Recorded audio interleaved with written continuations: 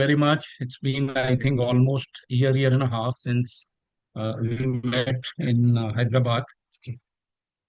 And I was telling HDFC, why don't you do this in person? But I believe there were some challenges in doing an in-person meeting. But I certainly look forward to meeting you in person again sometime in future. This program is divided in two parts. The first part is where we will talk about wealth coaching and financial planning. And the second part is more devoted to retirement and why Fine. within the next 30 years, almost 60 to 70% of the country is going to retire, including some of us. Of course, Kapil will never retire, he'll keep on working, but some of us will retire. Now, this program, do not treat this as a certification program. There is a lot of learning which will happen here, and what we have put in this presentation cannot be found in any of the books.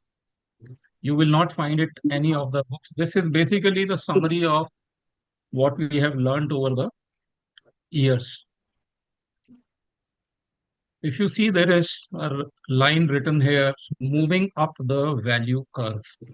What is the meaning of this? और क्या बात है ठीक है साहब वो सब इसमें डाल देना आज नीचे रख देना ओके कितना में Yeah. जाएंगे आप Can I request? Guru, just to can you keep two hosts or keep everybody on mute? और दो बैग Can everyone? 7 और 11 बैग है I request everyone to be in mute, please.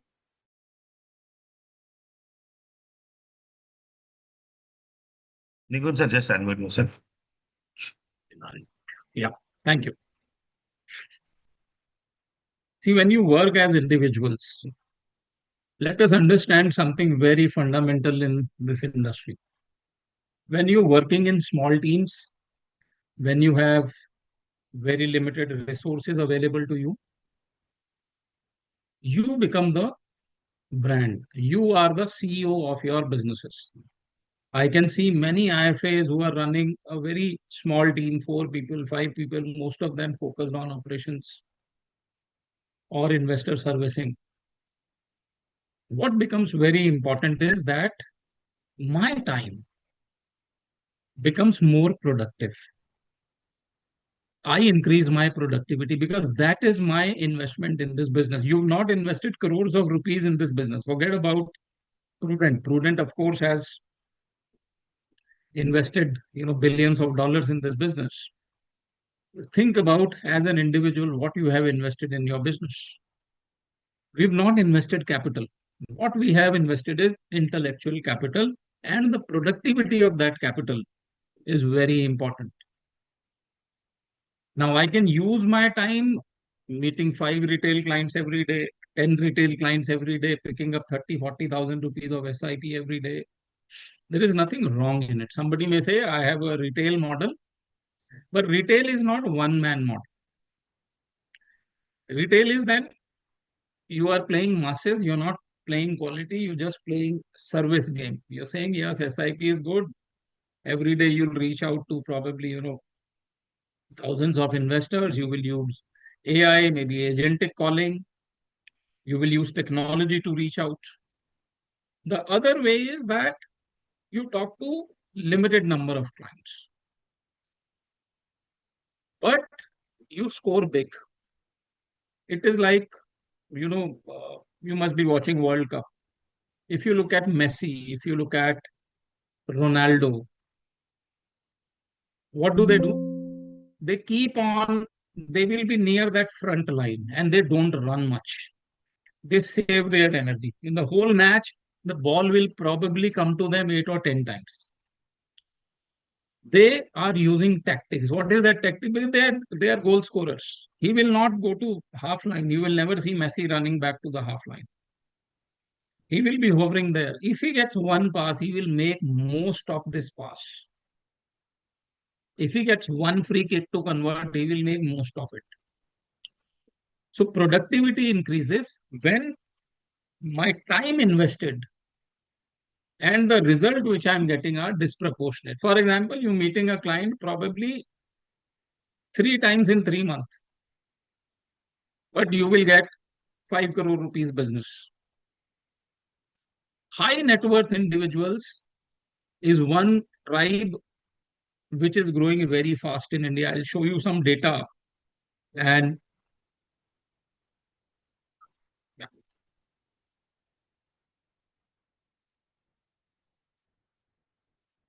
if we are going to become $5 trillion, and you can see this, we reach $1 trillion in 60 years. And then another $2 trillion we earned in merely 14 years. Because now the compounding has started. When you become $1 trillion and you're growing at, let's say, nominally 13-14%, every 5 years you are doubling your money. So one became two, two became four. And in another 4 years, you will be reaching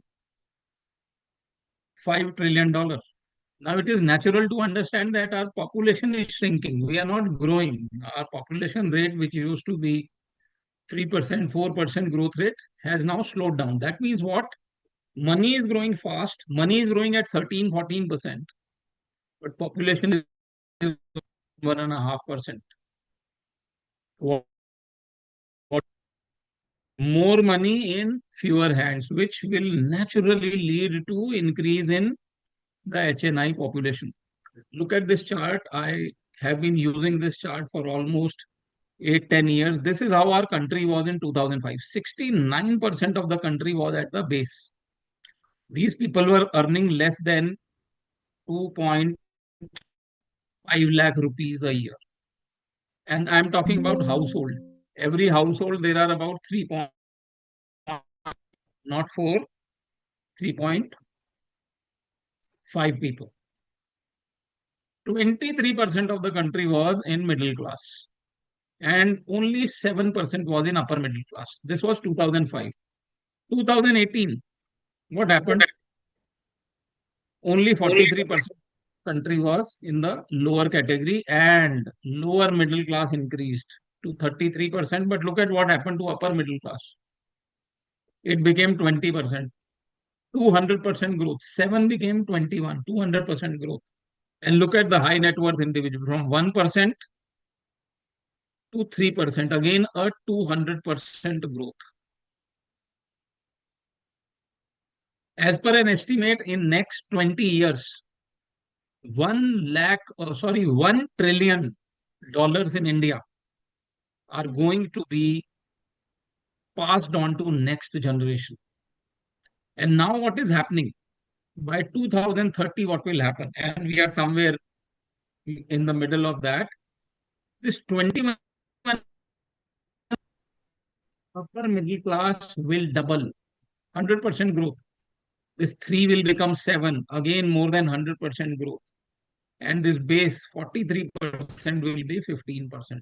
You can practically say nobody will be poor in India. Everyone will have money. I can give you example. The plumber who comes to repair our bathrooms and taps, one of his child is studying in Japan.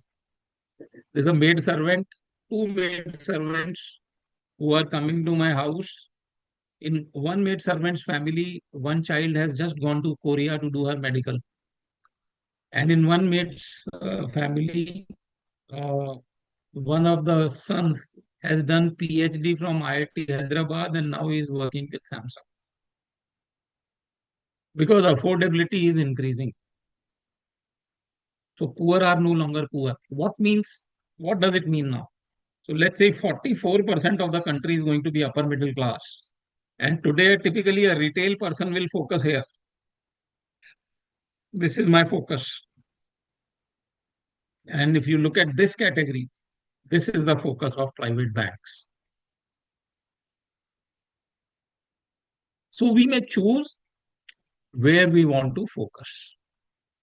I'm not saying that one should not do retail, but retail is not time consuming. Retail can be driven by technology. Retail can be driven by, service managers. There, a lot of intellectual capital is not there.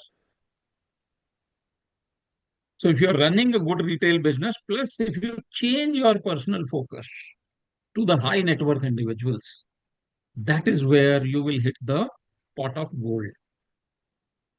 One client bringing in 10 crores, 15 crores.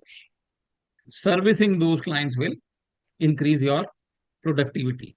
So right now, you will see, I think we are somewhere here. And HNIs are defined as somebody who's got 9.5 crores. So by 2030, this population will increase to about 1 million. So you will have 1 million HNIs in India, and their wealth will be around 16 to 17 lakh crores. That is what we are talking about. And look at this. 50% of Indians will need guidance of a wealth manager. They will not be able to handle the complexities. Now you have SIF, you have PMS, you have AIF, you have offshore funds, you have currency. We have seen what has happened to gold and silver. So investing is no longer simple now. So people will need wealth managers. But what kind of wealth managers will they need? And what kind of people are these? These are probably youngsters who are right now between 25 to 35. They will reach their middle age in another 5 years. Let's say somebody who's 35 today will become 40 in 5 years' time. He will be in the peak earning capacity. And the amount of money they will have is unbelievable. So if you make a list of, I give you a very simple task. Make a list of clients who have been doing SIPs with you for last 10 years. Okay. Just look at what their next generation is doing. Just do a survey.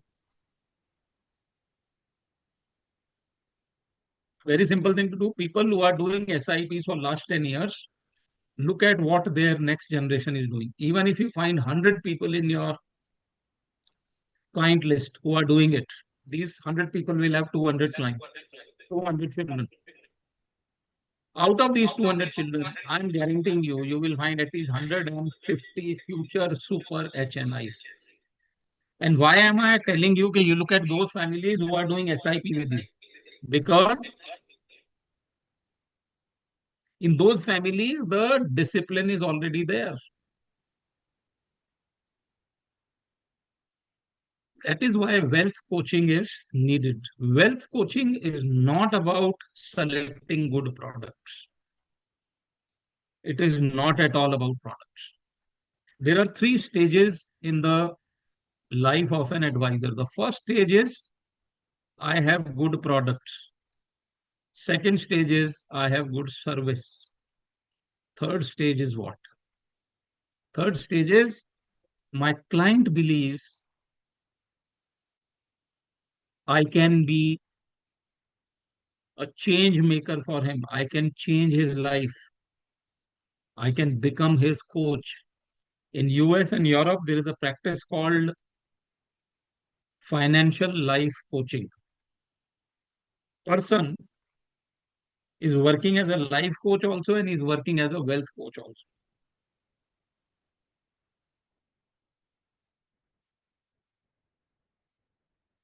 But for that, you need to trust. You need to develop trust with your clients. Believe me, HNIs are not worried about 15 to 16%. Even if your product, let's say market has given 16%, your recommended fund has given 10%. Believe me, he is not going to go away. If he believes in your capabilities. Now, let me first understand from you, what are the challenges that the HNIs face in their life? And somebody, let's say, in what is the big in their life? I will stop my presentation for a minute and we from you. Yes. Anyone? What are the challenges that face?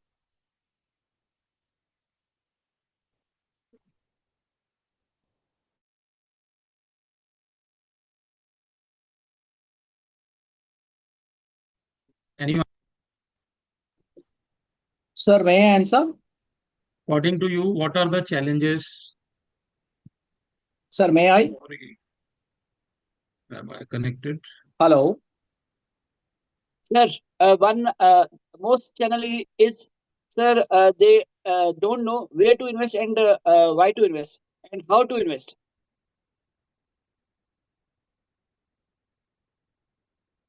Yesterday, I met with the HNI client. He don't know What are about the market. challenges? Vishal, you are, I think, on mute. No, sir, I unmuted, sir. Yes, Vishal. Sir, yesterday I met with the HNI client. Sir, he don't know about market. He's Vishal, I selling. can't I hear don't you. know. He's selling. I don't know where to invest, why to invest, and how to invest. The basic question he's having, and Is he's anyone searching able to for. hear Vishal? What he's saying? We are able to hear you. Yes, yes, yes. I think गुरु मेरा Nikun, आवाज आ रहा है गुरु sir, आ रहा है sir. आपका Audible. आवाज आ रहा है Audible, sir. audible, sir. Fully audible. So Vishal, there is some problem at your end. No issue, sir. That is all, sir. I'll do, sir. So somebody says lack of time and focus. Harshit is saying lack of knowledge. They have enough money. They are preoccupied with creating wealth. Yes, they are busy with their businesses. They lack proper asset allocation. Okay.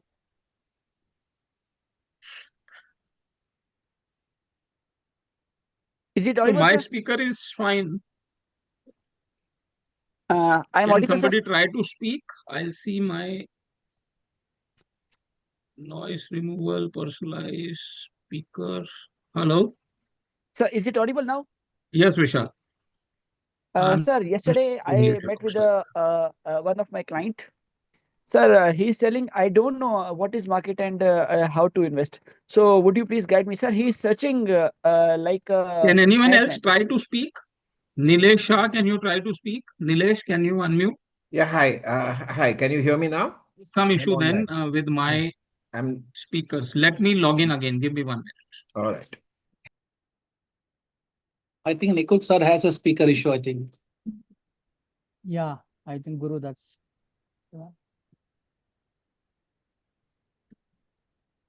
Those who wants to share the comments, you may also share it in the chat box. Maybe after Nikun sir join, because he might not be able to check your log.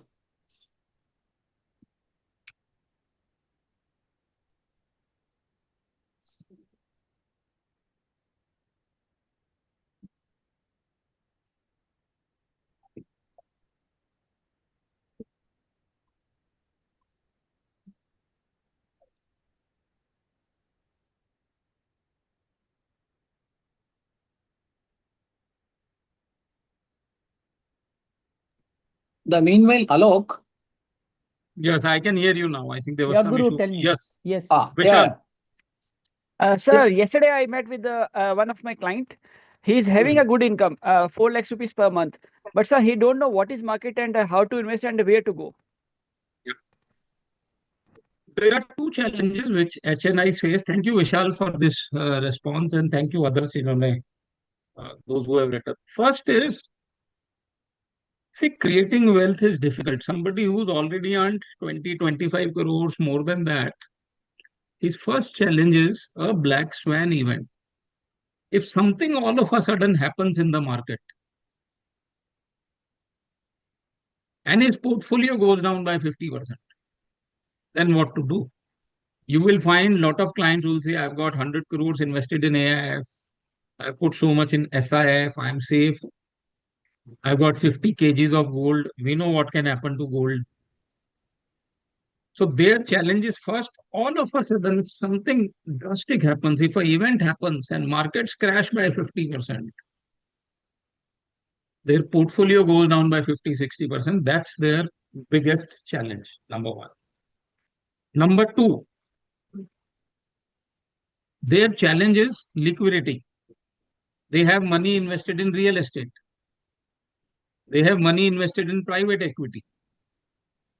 According to one data which was given by Kotak Securities, 40% of the HNI wealth is locked in equities, which includes listed equity, unlisted equity, and about 10 to 15% is gold. So for 55% of the wealth, and now gold is as volatile as equities are. Gold, you can no longer say gold is a safe asset. Now dollar has become a safe asset. So 65% of the portfolio is subject to very high volatility. So their challenge is not to make 18%. Their challenge is to make 13, 14% and keeping their wealth safe. Who needs to create wealth? Somebody who's not become an HNI. But somebody who's become an HNI. Imagine a large businessman who's got wealth of 1 lakh crore. Is his challenge to double this money or just to protect this and keep earning 8-10%? So Only black protection. swan, yes, protection is also one of the biggest challenges, where I'm sure you know that for protection you have solutions coming from insurance side. There are hybrid products, there are fixed income products.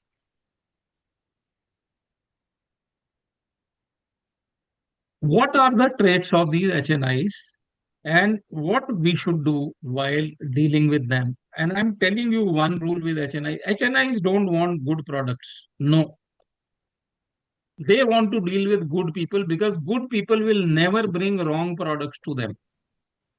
They want advisors, they want coach, they don't want products. This is what I am telling you from my experience. They need trust. Yes, he is my consultant. He will never advise. When we go to a physician, do we ever ask him, why are you recommending Dr. Reddy's and not Cipla? No. Why are you asking me to get this injection from UK? Why can't I get this injection in Hyderabad? Because the level of Yes. trust is so much that Wait. whatever your physician is telling you, you will tend to believe that. Let me now come back to my presentation. And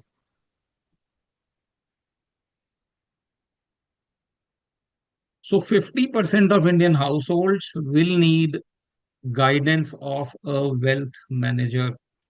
And what a wealth manager will do, wealth has 4 parts. Wealth has 4 parts. Sir. First part is investments, where mutual funds, direct equity, AIF, SIF will come. Second part is protection, where your insurance solutions will come. Third part is banking, where your loans, investment banking, doing currency trades, everything will come here. And the fourth is the legacy transfer or wealth transfer. So these 4 things are included in wealth. Estate planning. Have you helped them create a will? And if that will is created, what are the challenges? If you have sold them insurance, have you made them make use of, let's say, MWPA Act? Have you helped them create a trust under MWPA? Or have you done assignment of the policies accurately? So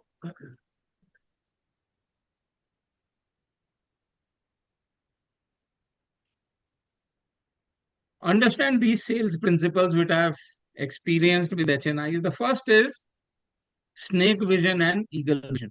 I hope all of you can see my slides.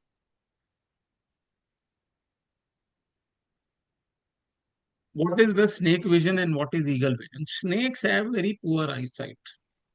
The span of their vision is very small because the snake is crawling on the ground. So even if the snake sees a small stone, it appears to be very big to him. And because they have a poor vision, they use their tongue to get the sense of surrounding. So a snake thinks from his tongue rather than his mind. Tongue is related to food. Whereas eagle has a very sharp vision and they have very big eyes. Eagles never have, myopia and hyperopia. That means they never face challenge with their vision. That is why what happens, eagles spot things from far. So when your eyesight is big and you're flying high, even a mountain will appear very small to you. But when you're a snake, when you're crawling on ground, when you are struggling for survival, when you have just taken your ARN code and you are starting your business, even a 5,000 rupee client is very important for you. You say, if this client doesn't come this month, my trail commission will not increase. So for snakes, because they have poor eyesight and they are on ground, even a small stone is a big obstacle. The span of their vision is very small. So that means what? Snake cannot see far because the span is very small. While eagle flying miles high in the air can spot a mouse even from 10 kilometers. He will say such a large mountain and there's a snake lying on the mountain. I can go and pick that up. So snakes cannot see far. Snakes see even simple problems as very, very big problems. Crawling on ground is fraught with risk. When you crawl on ground as a snake, you will bruise your body. When you bruise your body, ants will come and attack you because you will start bleeding. The moment a snake starts bleeding, ants will come. Once the ant come and start eating snake's body, the snake dies within few days. But the eagle is flying very high. He is very swift and fast. So we need to develop a eagle vision. Eagle vision is what, sir? Eagle vision is thinking long term, planning for 2 generations, 3 generations, 4 generations. There is a saying which says rich people plan for 3 generations, poor people plan for Saturday night. So a retail client is worried about 10 to 11%. A high net worth individual is worried about whether I will have 50 crores on retirement or 49 crores. He's not worried about whether this 50 will become 5. So we need to develop a eagle vision. Eagle vision will come with perspective. What is your view on US-Iran war? What is your view on interest rates in India? What is your view on index in 10 years down the line? What is your view on economic growth of India? What is your 10-year view on gold? All these things will come with practice and reading. So snakes have very poor perception. So if you're standing in front of a snake, immediately he will think that it is a threat. It's a perception problem. Eagle, they see from far. They are detached. Let us say there is a client and you are following with that client for 10 times. And for 10 times, he has not picked up your phone. What will 90% of the individuals do? They will stop following. They will say, this guy is very egoistic. He doesn't pick up my phone.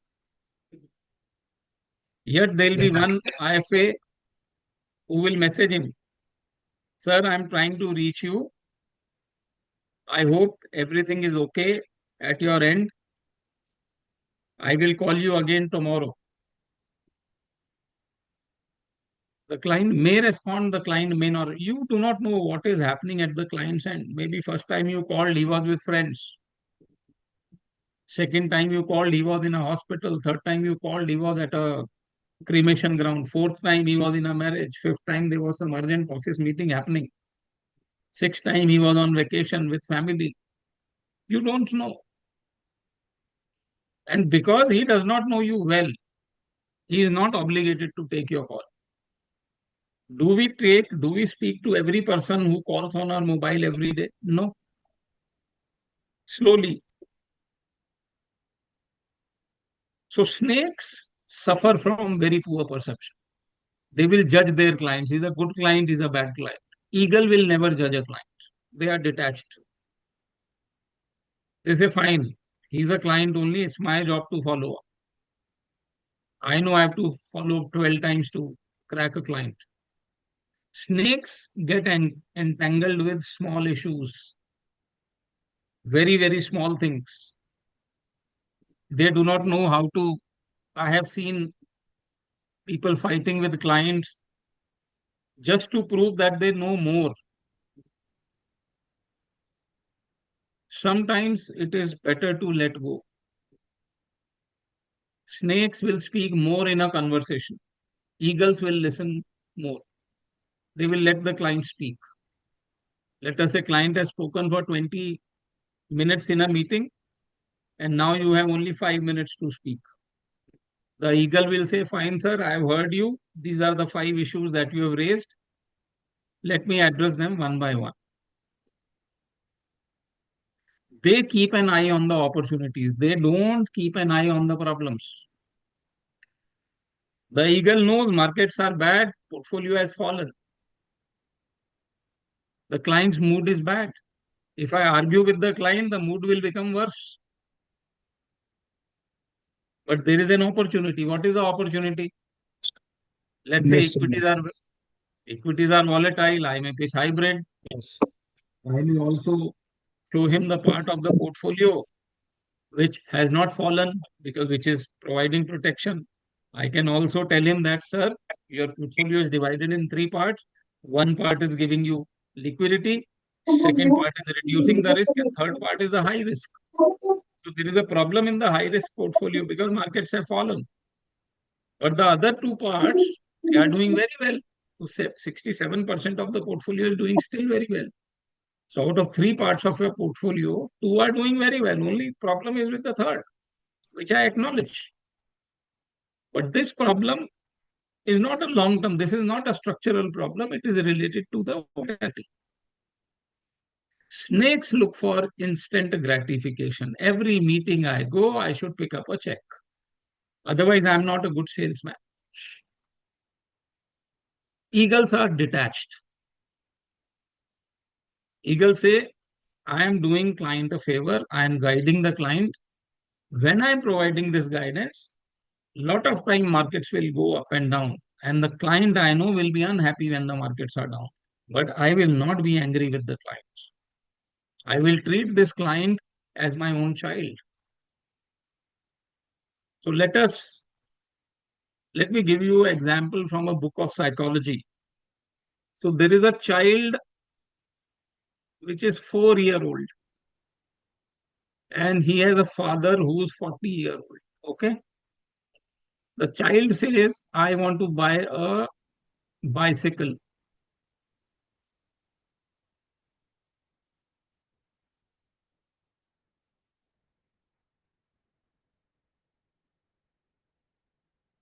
The father says, you wait for 2 years. And the child becomes very agitated. Why does the child become agitated? Can somebody tell me? The child is 4-year-old, father is 40-year-old. Yes, sir. Vishal, yes. He Uh, need sir- immediately. Sorry? Yes, sir. He need immediately the bicycle. Why? Why? Because, Child is because the he younger see- age. Sorry. One by one. Srijit, yes, speak. Srijit, Child is in a younger age. He is not understanding to the difficulty or problems or something. Emotions. Only looking to that points. He wants instant gratification.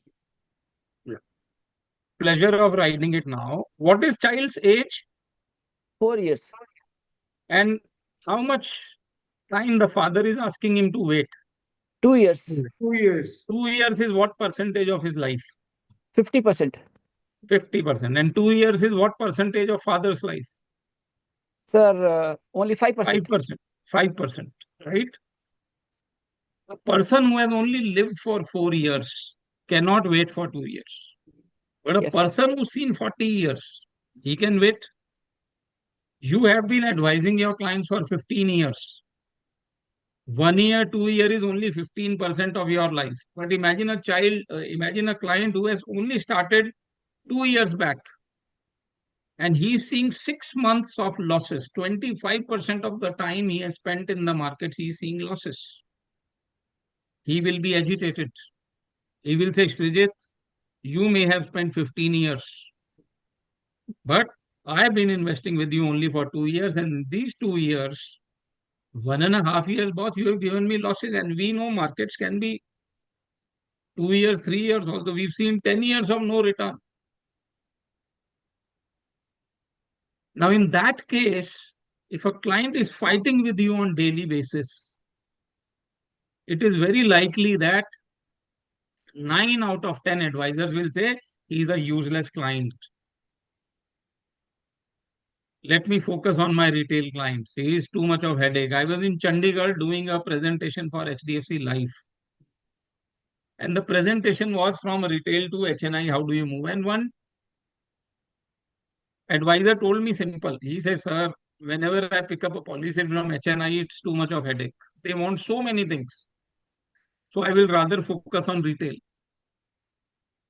I said, you are going for the easy path. HNI is a difficult path. Your skills have to be at a different level. Your orientation has to be very different when you're dealing with an HNI. You can't use the same tools with HNIs as you will use with retail. So he said, no, sir, I've sold 2-3 policies and, they are so much pain. They need this, they need that. I said, he's a client. He's giving you money. He will want everything. How you deal with him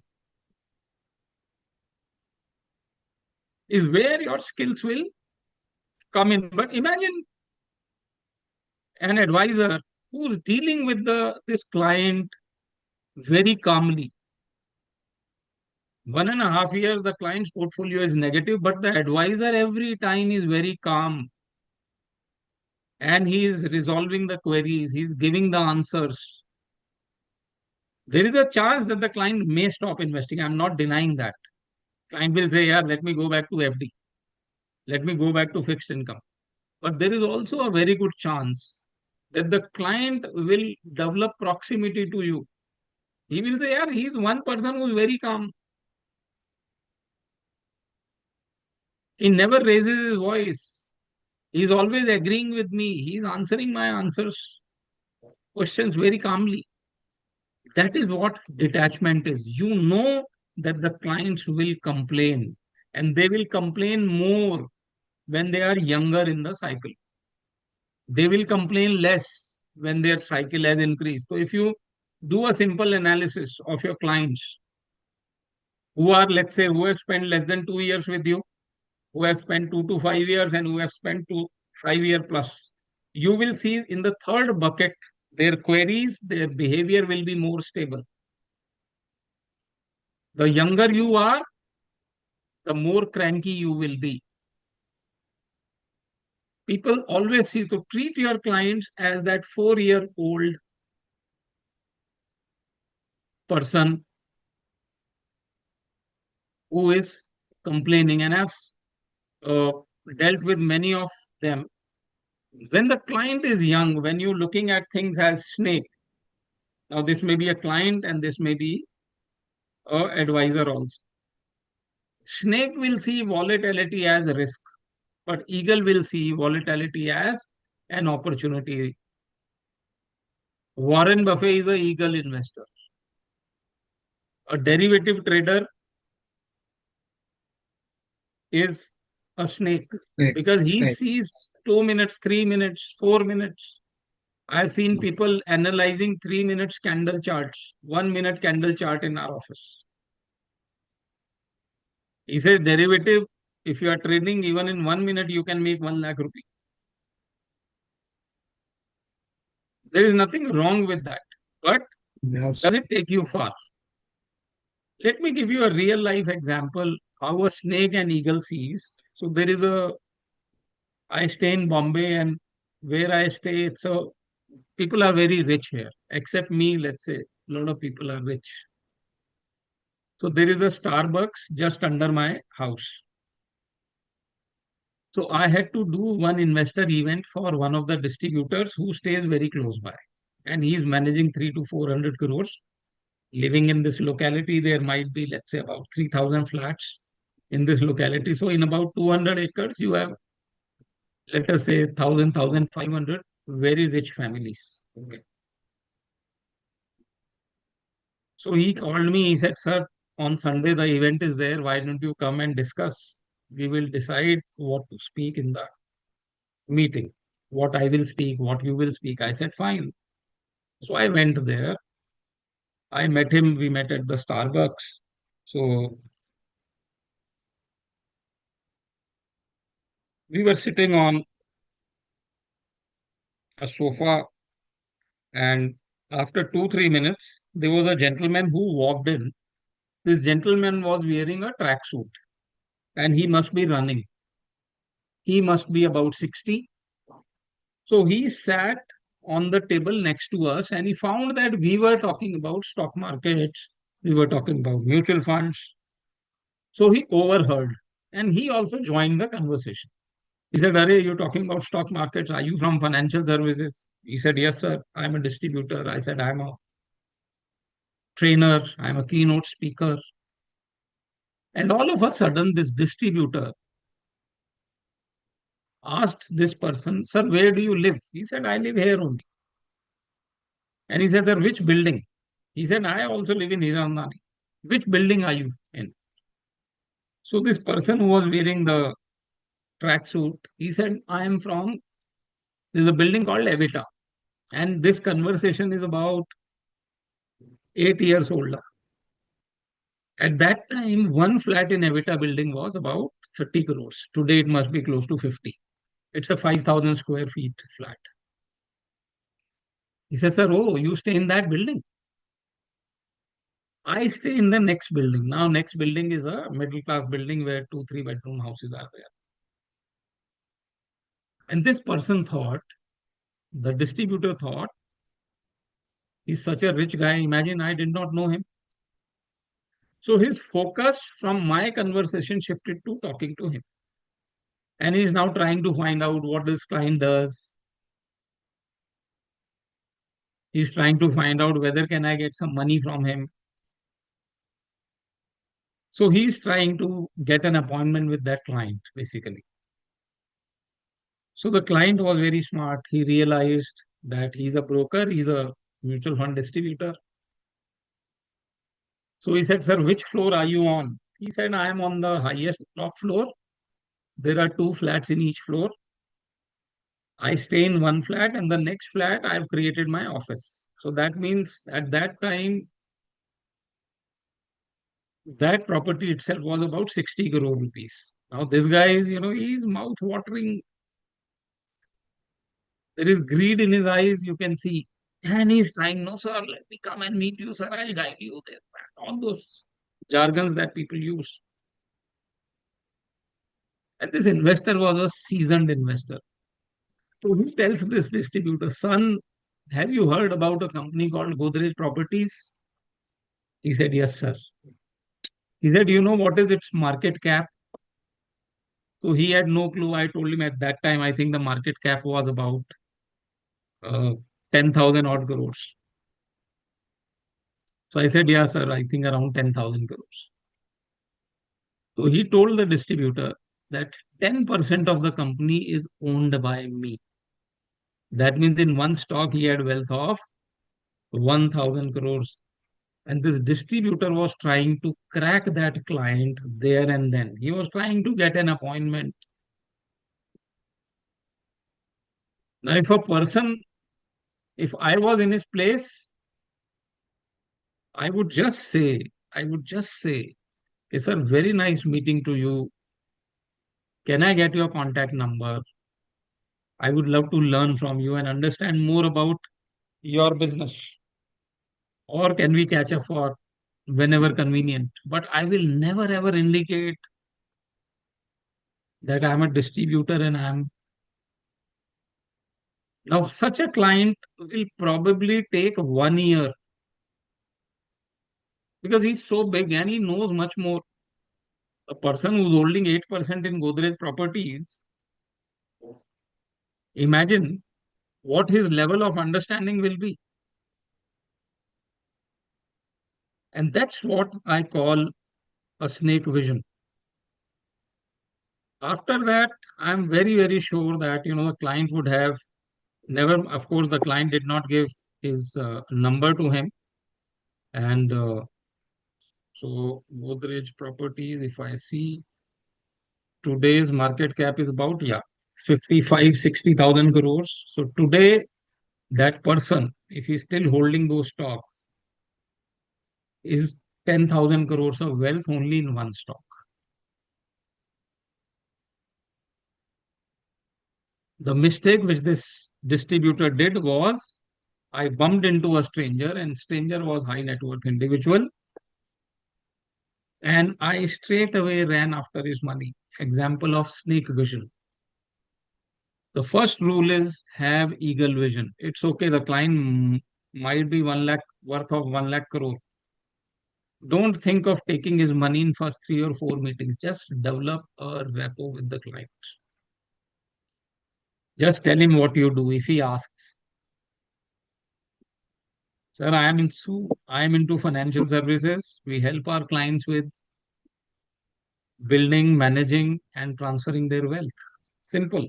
This introduction is enough. Second is, with moat, you float. What is a moat? You can see this picture. This water. This water you are seeing. This water is protecting the castle. This castle is like your investor. This is like a business. So there are enemies who are trying to attack it. Now, what are enemies of an investor?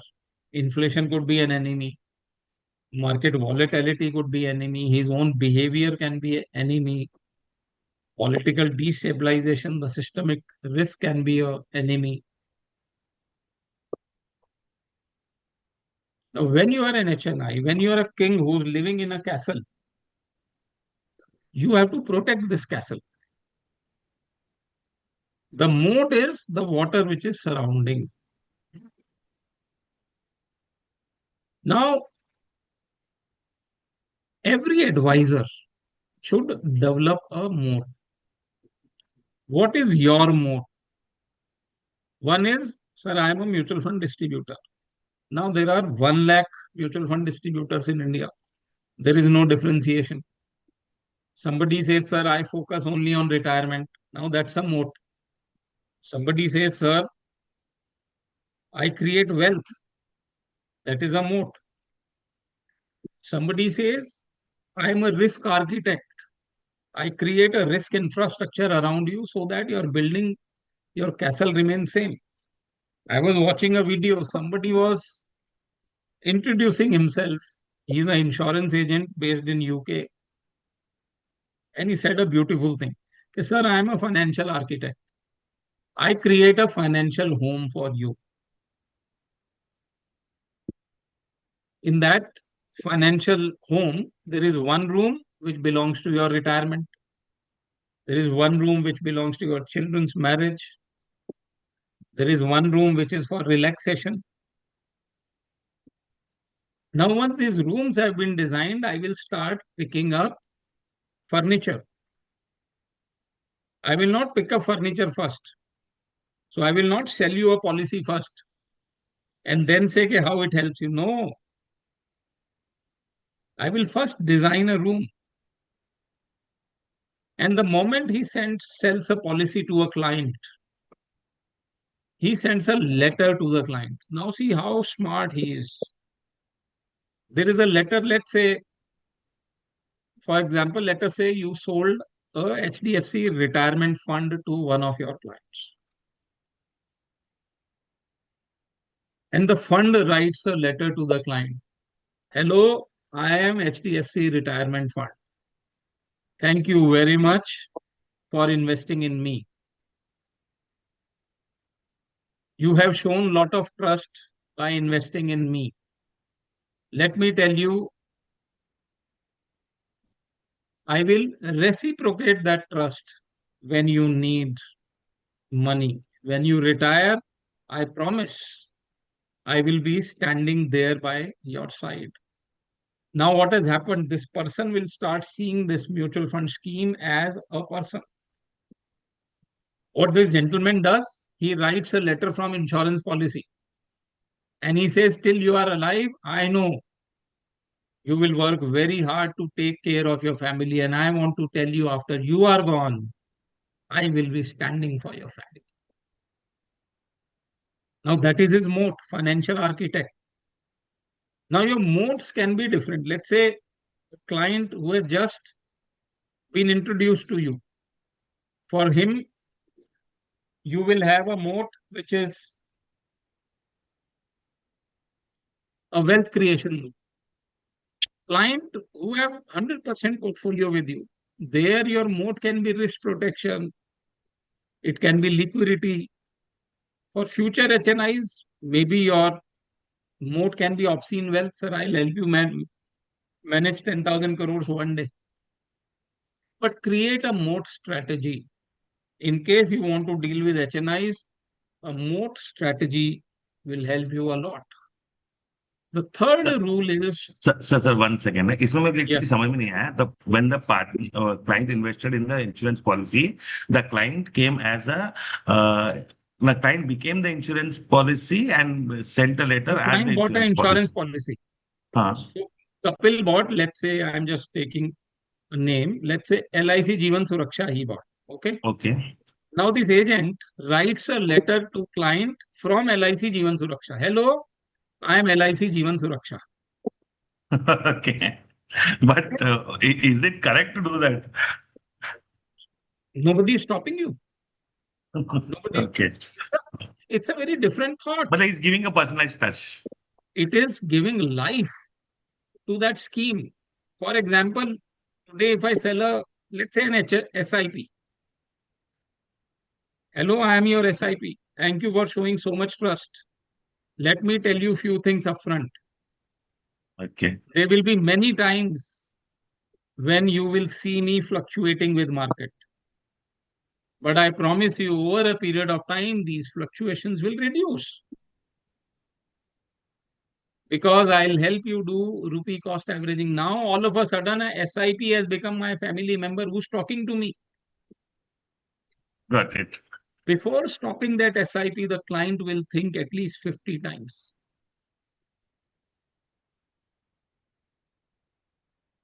So that is what I'm saying. I found it very, very interesting. And he says, I'm a financial architect. See, the third rule is understand the psychology of persuasion. Why do people buy things? What is psychology of persuasion? Let us say you're sitting in front of the client. You gave him some information. He gave a feedback. And then you say, no, sir, your feedback is not correct. This is what this policy will do. I don't agree with you that the markets will fall by 10%. I think they will only fall by 8%. Second is, oh, sir, do you think markets can fall by 20%? Wow, that's amazing, sir. May I know the reasons behind it? Why do you think so? And then the client gives the reasons. 4 reasons, let's the client. Sir, I appreciate your view. I think on the third point, I have a different understanding. You're not saying I'm disagreeing with you. Sir, on the third point, I have a different understanding. Now what you are doing conversation with the client. You're listening to the client when the client is giving feedback. Let's say client made 4 points. One is you straight away start contradicting those 4 points. Second is, sir, thank you very much for your response. As I understand, you have made these 4 points. Is that correct? You are confirming now. The client is saying yes. Sir, allow me to address them one by one. Now you are conversing with the client. So the 4-step process, you present the information, you invite feedback and opinion from the client, you value his opinion, and then give a positive verbal and physical response. Let's say client is very angry. And he says, you are a useless fellow. You don't know anything. Don't lose your calm. Even if in that moment you are feeling insulted. Because the client is that 4-year-old child who has spent lesser time than you in the markets. When we fight, when our children are upset, how do we treat them? Even if my children is sort of, pushing me back. No, Papa, I don't want to talk to you. Always do these things. We hold ourselves very patiently because he is member of my family. What is different with the client? The client becomes that same family member or your best friend who fights a lot with you, but still you stand with him through thick and thin of times. Then the client will start resonating with you. Oh, yes, sir. I understand markets are volatile. And I must tell you, sir, the same opinion is given by majority of the clients during this time period because we have seen exceptional volatility in the markets. Sir, if that is okay with you, can I share some data on the historical volatility in the market? Yes, please. Sir, 2008, we saw similar volatility. Markets fell from 22,000 to 8,000. In the year 2000, markets fell from 6 to 3,000.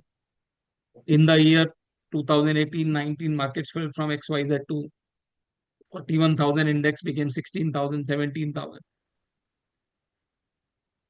People who continued their SIP, this is how they fared.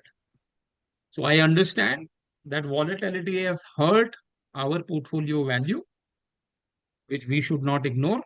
But I must also tell you that in past also, we have seen something similar. And volatility never stays for longer periods. It dies down. And it is in these volatile times that your rupee cost averaging will work better. Sometimes the persuasion happens at an instinctive level. Your body language will become very important than your words. Imagine when you are sitting in front of a client, you put your mobile phone in silent, you put your mobile phone in the bag, you take your notepad out and pen out, and when the client is speaking, you're just listening to him. Not looking here, not looking there, not staring at his TV screen. Even if the client is looking at his mobile, you are focused. Sunil Gavaskar gave an example. He was batting in England and the pitch was behaving in a volatile manner. And there was a spinner who was bowling at him. I think Andy Hemmings. And Gavaskar said, I did not want this bowler to have too much time to think. So every time Gavaskar will play a shot and get beaten, immediately he will take guard for the next ball so that the bowler doesn't have time to think too much. And he batted throughout the day. When you nod positively, when you listen to them, when you lean forward to show interest, when you smile at appropriate moments, when you respond, I see, I understand, when you genuinely take interest, okay, sir, tell me, please tell me more. This is interesting. Please tell me more. Oh, this happened. What happened next? What happened next? Everyone wants in this life, everyone wants that there should be somebody listening to me. And imagine a high net worth client who is meeting 5 advisors every day and everyone is saying, sir, this is what I do. This is what I've done. I've given you this percentage, that percentage. I'm great. So this is the psychological value that you add to the relationship. When the client is speaking, you are listening very attentively. When your child is speaking, even if he is talking rubbish, you are listening very carefully, each and every word. You are absorbing everything. You show them that you love your customers. And then there is a law of reciprocity. What you do to the client, he will do to you. If you listen to him carefully, he will listen to you carefully. There was somebody who told me, sir, मेरे बच्चे मेरी बात नहीं मानते हैं. They never do what I ask them to do. And I asked him a very simple question. Do you always do what they ask you to do? Do you listen to them? He said, no. I said, then your world is balanced. You don't listen to your children, they don't listen to you. There is a balance. You start listening to them first because you are matured. You have seen more life. He's a child. He's not seen that much life. You start listening to them and then see how they change. Careful listening adds a great value to the relationship. People buy products or services for four things. First P is the pride. Pride comes, let's say I bought a car, I bought Rolls-Royce, I bought a Mercedes, I bought a very aggressive financial product because I want to make a killing in the market. Pride, I'm drawing pride. Second is pleasure, to gratify a desire. Let's say somebody had this desire of holding 5% stake in a company. Now that's a pleasure.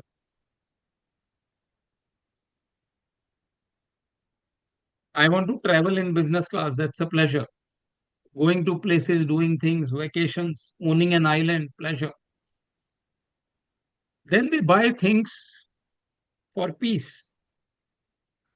Some of the financial products, insurance policies, liquid fund, debt fund, I'm buying for peace.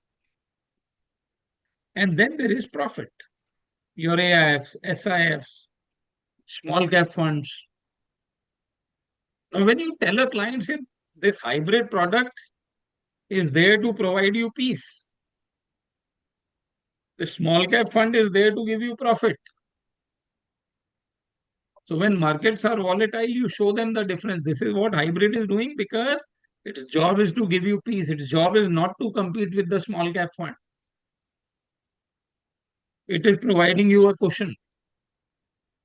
Say I'm a financial architect. Sir, I work like Japanese companies who are constructing houses. What does Japan do? They create a foundation for a building. And between foundation and the actual building, they provide a rubber cushion. And there are wheels used in that rubber cushion. So what happens when the earthquake comes? Japan, there are almost 2000 earthquakes every year. When the earthquake will come, the foundation will shake, but the building will keep on standing. Only the foundation is shaking because the building is on rubber pads. Problem with earthquake is what? If my foundation shakes, the building also shakes and breaks. They have created a cushion, so the building remains safe. So your house will remain safe because I have created a rubber cushion in form of these products. So understand what is the client's objective. There is this book written by Phil Knight. The rule number 5 is the shoe dog story. Remember that story. So Michael Jordan was a great basketball player in US, and every sports company wanted him to be their brand ambassador. So he was working with Adidas, and Nike wanted to hire him. But Nike was a small company. They did not have budget. And the marketing person will go to the CEO and say, sir, please give me more budget. I want to hire Michael Jordan. He said, yeah, this is the only budget I have. So if you're trying to buy Michael Jordan by throwing money at him, believe me, you will not be able to buy him. Think different. So what this person did, he went to his shoe designer and he told his shoe designer, he says, yeah, whatever I give to Michael Jordan, Adidas has probably already given him. I promise him a Ferrari, they will give 2 Ferraris. I promise him XYZ money, he will promise XYZ money. What should I do? So the shoe designer told him to do something different. He said, let us design a shoe which has the personality of Michael Jordan. And Michael Jordan was known as Air at that time. They said, we will design a shoe which will be called Air. And it will appeal to the aspiration of the shoe buyers. They went, they sold that story to Michael Jordan and his mother. And Michael Jordan being Michael Jordan, he said, ठीक है एयरवेयर ठीक है तू ये बोल अभी what will you pay me? He said, I'll give you this much. He said, no, you give me this much plus give me a profit in your sales. Whatever revenue you are going to make by selling these shoes, some percentage of that sales should come to me. And he agreed for, I think, he must have asked for 5 or 10%, whatever. So this marketing guy went to his CEO and said, sir, this is what Michael Jordan is asking for. He said, how many shoes will you sell? He said, sir, we will sell probably 1 million pair. 10 lakh juta bikega pure US mein. So the CEO said, fine, you give him profit sharing. They ended up selling 160 million shoes that year. And Michael Jordan made a killing out of that. HNIs are looking for a different treatment. If you show them that you are also a mutual fund distributor like others, you also do asset allocation, they will not buy that story. They need something different. Sir, I am a risk architect. Sir, I am a financial architect. Sir, I am a risk manager. Sir, I am a retirement specialist. Sir, I am a financial cushion maker. My focus is on your comfort. Sir, I am a volatility architect. I minimize the volatility of your portfolio. Think something different. The sixth rule is profile your client to grow your file. How do we do risk profiling of the client and why should we do risk profiling of the clients? Can somebody tell me? Why do we do risk profiling? Why profiling our clients is important? Yes, sir. Anyone? Why are we doing risk profiling? तो सबसे पहले तो mandatory हो गया ऐसे because No, mandatory to have, but why do we do it? to understand what is capacity of taking risk. Sorry? To understand what capacity he has to take risk. What capacity he has to take risk? Okay, fine. What else? What is his goal? What is his? Goal, Risk goal. Neelesh What is sir his saying goal? awareness and educate them. Mahendra Naik sir is saying, how can I make him sleep peacefully? This can Based help on him that, we can to, allocate the assets. For sleeping peacefully, he will go and buy Dunlop cushions. क्या वो mattress खरीदेगा उसके लिए बहुत आता है sir The sleep company. वो chloroform के कौन सा not chloroform but there are many companies right Kurlon. what Kurlon mattresses. What is the real objective behind doing a risk profiling of a client? preventing Sir, the emotional source of his decisions. income and Preventing- liabilities. Emotional decisions. I mean, like this can help us to uh, probably client who understand their risk profile are less likely to panic during market volatile and make Yes, poor now you are, investment. yes. So it is not related to panic or the pleasure. Risk profiling is done to understand the client, right? His behavior, his capacity.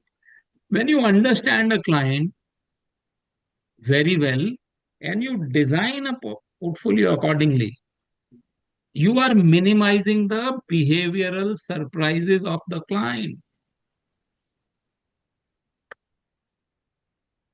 So risk profiling is needed to minimize the behavioral surprise. And why does the behavioral surprise come into picture? Let us say Muhammad Akbar comes to me and says, sir, I'm giving you this HDFC small cap fund. Be prepared, it will fall by 15% when the markets are bad, but the fund falls by 30%. So 15% was the known risk. But the another 15% which came in the fund high is unknown risk. This unknown risk will bring a behavioral surprise. The client will say, oh, you told me only 15%, this has fallen 30%, change the scheme. I don't want the scheme. I don't want to deal with it. So profiling your client is done so that they do not give you behavioral surprises. There is something called behavioral alpha approach. What does this behavioral alpha approach do? See, human mind develops over lakhs of years.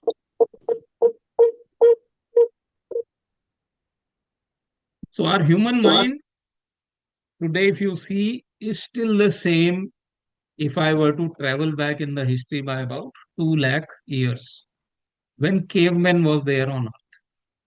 So what does a caveman do, sir? He goes out of his cave, he sees a lion, he is frightened, he goes back in the cave. He sees a fish, he kills a fish, eats the fish. He sees a small fox, he kills the fox, eats it. He lights fire, cooks food, eats it. So caveman, you will never hear that a caveman is waiting patiently inside his cave for a small animal to come in. And then he will wait for days to pounce. No. He will kill, eat. If he is fearful, he will run. So stress and anxiety were there in caveman. All these functions are there in our brain also. That is why all of us want instant gratification. You go to a gym and the gym guy tells you, sir, I will give you 6 packs. But to get those 6 packs, you have to work hard for 5 years. Every day you have to come at 6 a.m. in the morning, 6 to 7, you will be there.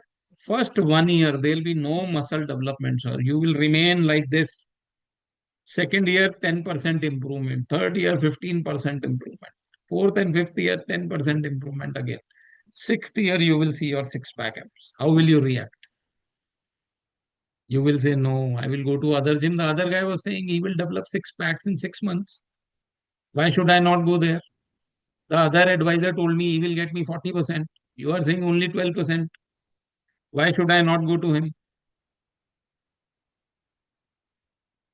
And then when you say, sir, 40% in a year, yes. Can it be achieved? It can be achieved. But the degree of certainty will be less. And to achieve that return, the amount of risk that you will take is very high. But the guarantee will not be there. Even at higher risk, you may not achieve it. And at higher risk, there is also a chance that you may lose some of its capital, your capital. So most of our clients are influenced by instant gratification. Today, you are in a delayed return environment. Today, fund managers come on TV and say, yeah, next 10 years, you may see that SIPs may not give return. Earlier, we used to say 3-year SIPs. After 3 years, generally SIPs are positive. Now we are saying after 5 years, sometime down the line, we'll say 10 years. So we are living in an instant gratification, in a delayed gratification environment. You have to wait longer for your returns to come. Will I be able to retire in peace? It's a delayed return. I started planning for my retirement. There is a time period of 20 years, but the client may not wait for 20 years. Second, our hardware is outdated. Your brain is similar to the caveman brain. Somebody pushes you, you will immediately push him back. You will never ask him, why did you push him? Somebody slaps you, you will slap him back. Will you wait to ask, sir, why did you slap me? May I know the reason, what was going on in your mind, sir, when you slapped me? But if you ask those questions, that person may say, oh, I'm very sorry. I thought you were somebody else and I slapped you. So there is a mismatch between the old brain and the new environment that we are living in. The new environment is full of chronic stress, anxiety, You know only one part of your client's life. There are other moving particles, other moving parts in his life, which you are not aware of. So profile your clients. Basically, what behavioral alpha does is it classifies clients in different buckets. So there are two type of clients. I'm just telling you a very simple thing, but you should study behavioral alpha on your own. Okay. There is an advisor in US, Michael Pompian, who has come out with this approach. It says there are two type of clients. One is emotional client and second is logical client. Emotional client is Akbar is a good guy, Akbar is a bad guy. Akbar gave me good returns, बहुत अच्छा है. I invested through Akbar and I lost money. Akbar is bad. Prudent is good, prudent is bad. Simple. They have only these two emotions in their life. They are emotional people. You make them money, they are happy with you. Now, clients who are very rich and who are emotional, you have to adapt yourself. You can't change them. Somebody who's sitting on 100 crores and he's emotional, you cannot change his emotions. Believe me. No matter how you, if you tell the client, sir, this is the wrong behavior, why are you behaving like this, sir? You should be patient, sir, when markets are volatile. He will throw you out. He will say, boss, I have got 100 crores. It's not you who's got 100. I will decide how I behave. So you cannot change anything in their life. You have to resonate with their behavior. But if the client is not very rich and he is emotional, you can tell the client. For a retail client, you can say, Arey, you invested only 5,000 rupees now. Why are you worried? Why are you behaving like this? And then there are clients who are logical. So with emotional clients, you will deal emotionally. You give them logic, it doesn't matter. Somebody lost 50 crore rupees and he's emotional. You give him 1,000 logic of, sir, earnings will improve like this. See, sir, we have fallen less. Or I still lost 50 crores. What are you talking about? Are you saying if I invested elsewhere, I would have lost 70 crores and now I've lost only 50 crores? Have you saved me actually 20 crores? No, you've not. The logical clients are the clients who are not emotional. They are ready to understand. Let's say college professors, doctors, scientists. These are logical people. Okay, sir, we took this much risk and this much return. Sir, look at the Sharpe ratio of this fund which we have given you and the other fund. Sir, our Sharpe ratio is higher. That means this fund has given more risk-adjusted return. So divide your clients into these two buckets, logical clients and emotional clients, and deal with them. With logical clients, you will give analysis, you will give information. With emotional clients, you will just engage with them emotionally. So it's almost 11:30. Do you want a 5 minutes break or should we continue?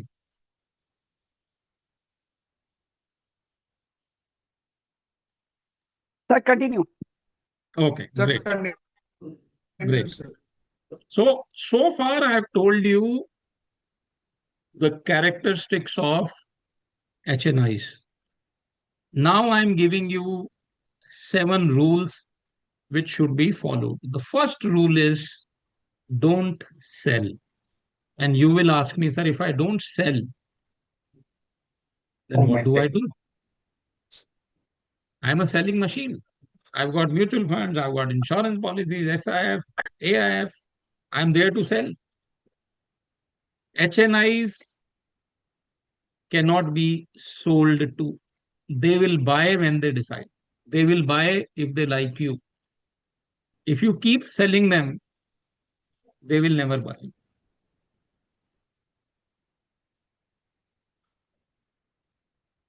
When you sell something to them, it is in your interest.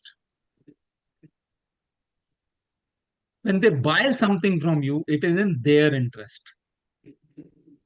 Most of the advisors fail because they are busy in creating a selling environment.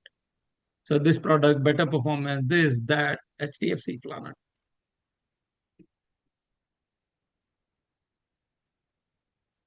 I was going to my office one day and early in the morning, I get a call from OLX and there is a lady talking.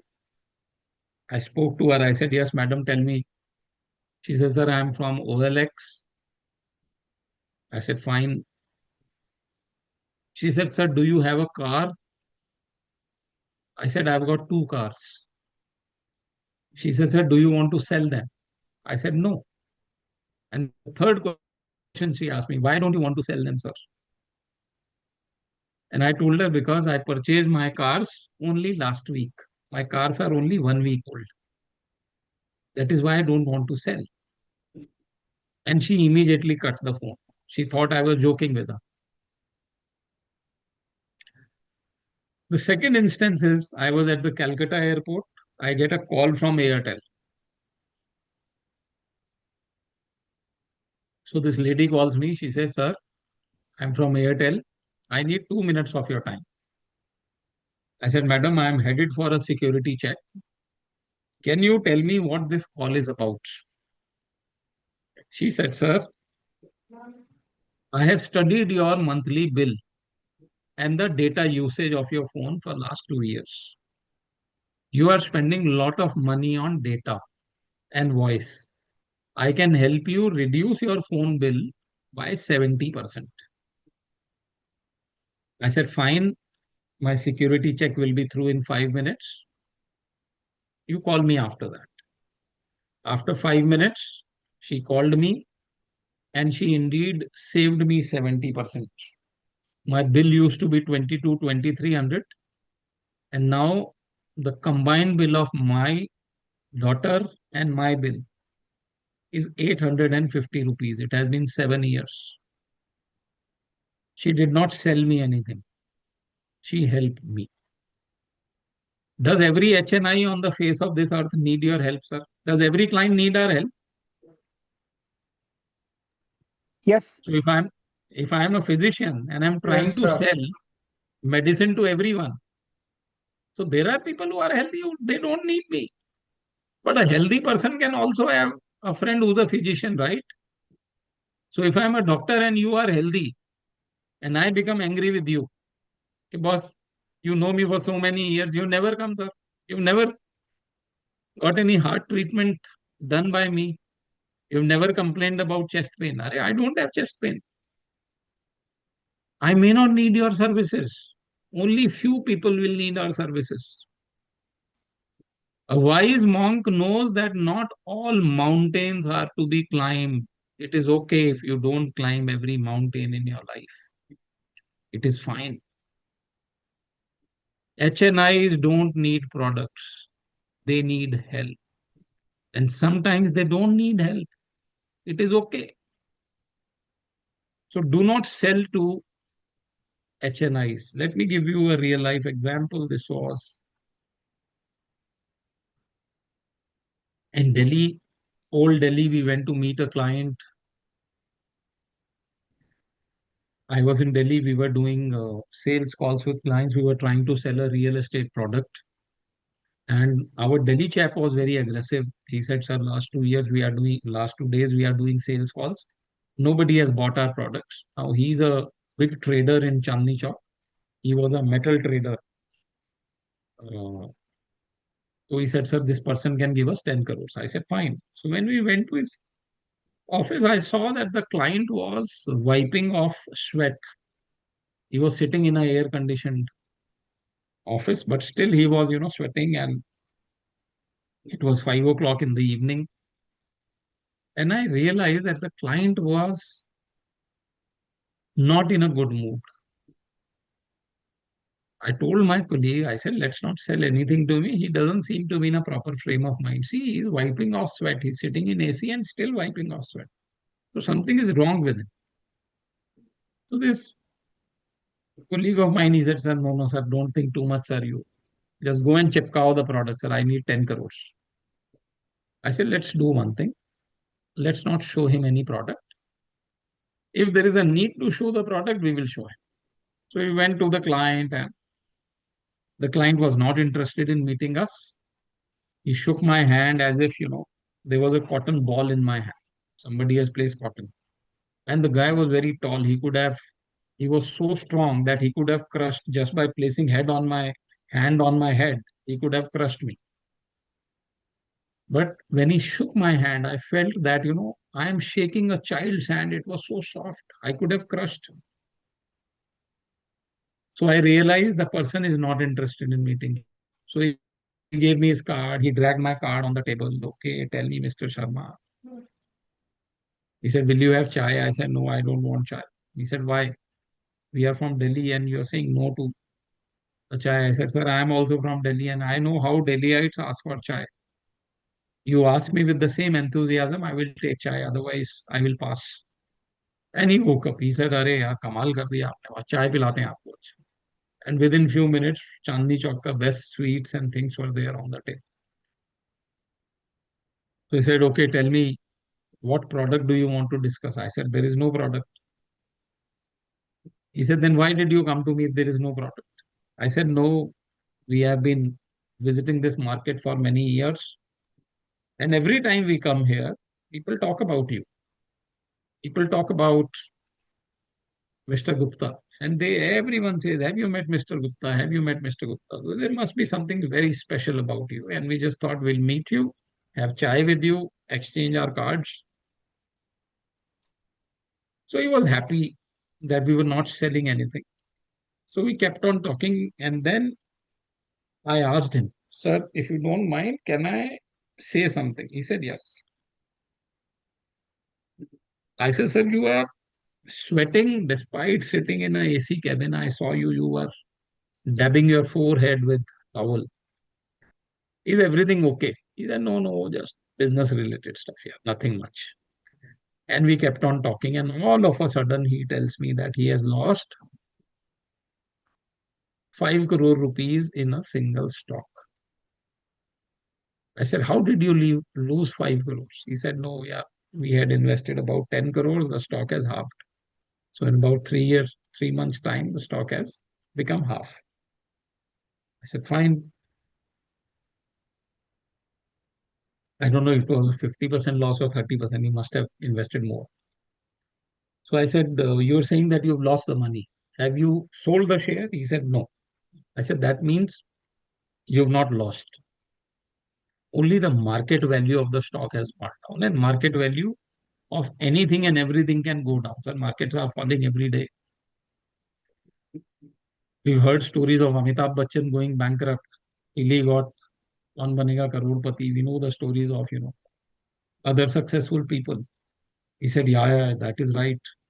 Amitabh Bachchan ka to story I like very much because I am a great fan of Amitabh Bachchan. So I said, you will book a loss, you will make a loss the day you sell that share. If you don't sell that share, your market value will remain low.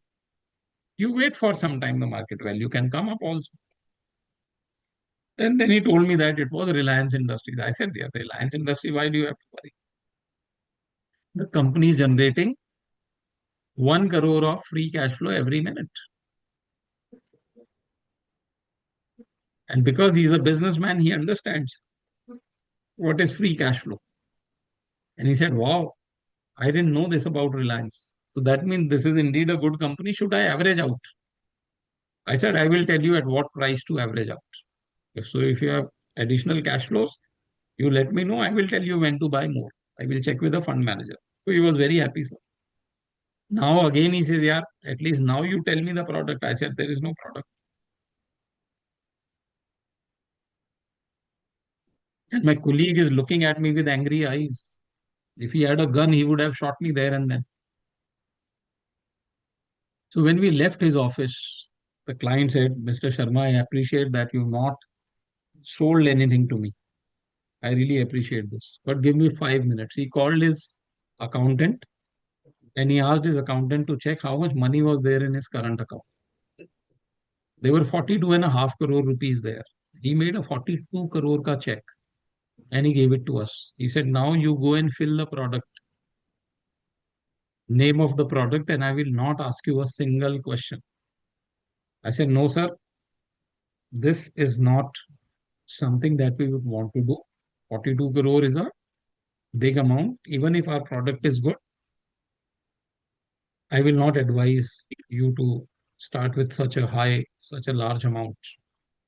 Maybe a 30 crore check will be enough, but not today. Today I have promised I will not sell you anything. Tomorrow my colleague will come. He will explain the product to you. It's a good product. You can close your eyes and invest, but not today. We will come tomorrow. Next day morning, the person went and picked up 35 crores from it.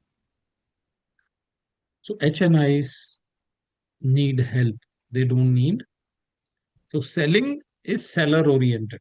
Buying is, helping is buyer oriented. Selling is selfish. Helping is benevolent. Sir, we help our clients. And there is no dearth of product pushers in this world. The whole world is full of product pushers. A retailer is pushing the product. You go to service station, the service manager is pushing his product. HNIs hate being sold to. Selling is overrated. Helping is underrated. If I'm a salesperson, I will tell them, okay, sir, see, I've done MDRT, I've sold this, I won that contest. I've never seen a MDRT guy telling me, okay, sir, I've helped 100 clients in ensuring their lives. Sir, I am top of the table.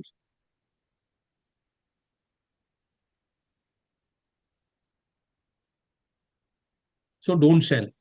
Second rule is be the HNI. Think like they think. Walk into their shoes, wear their shoes. HNIs have certain challenges. Liquidity is a big challenge.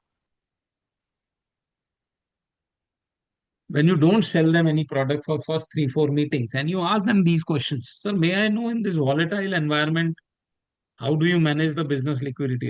This is what, sir, this is excellent. I would want some of our clients to learn from you. Sir, how did you manage to get, sir, 14% on your portfolio? Do you want to throw some light? Oh, wow, that's interesting. You picked up.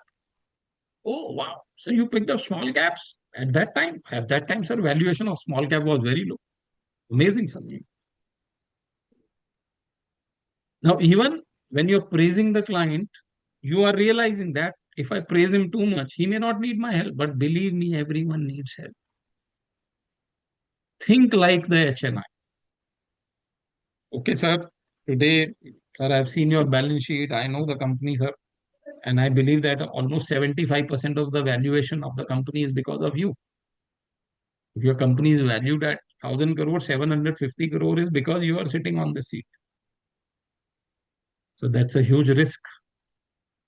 I hope your insurance cover is, nahi yaar, we've taken a 10 crore cover.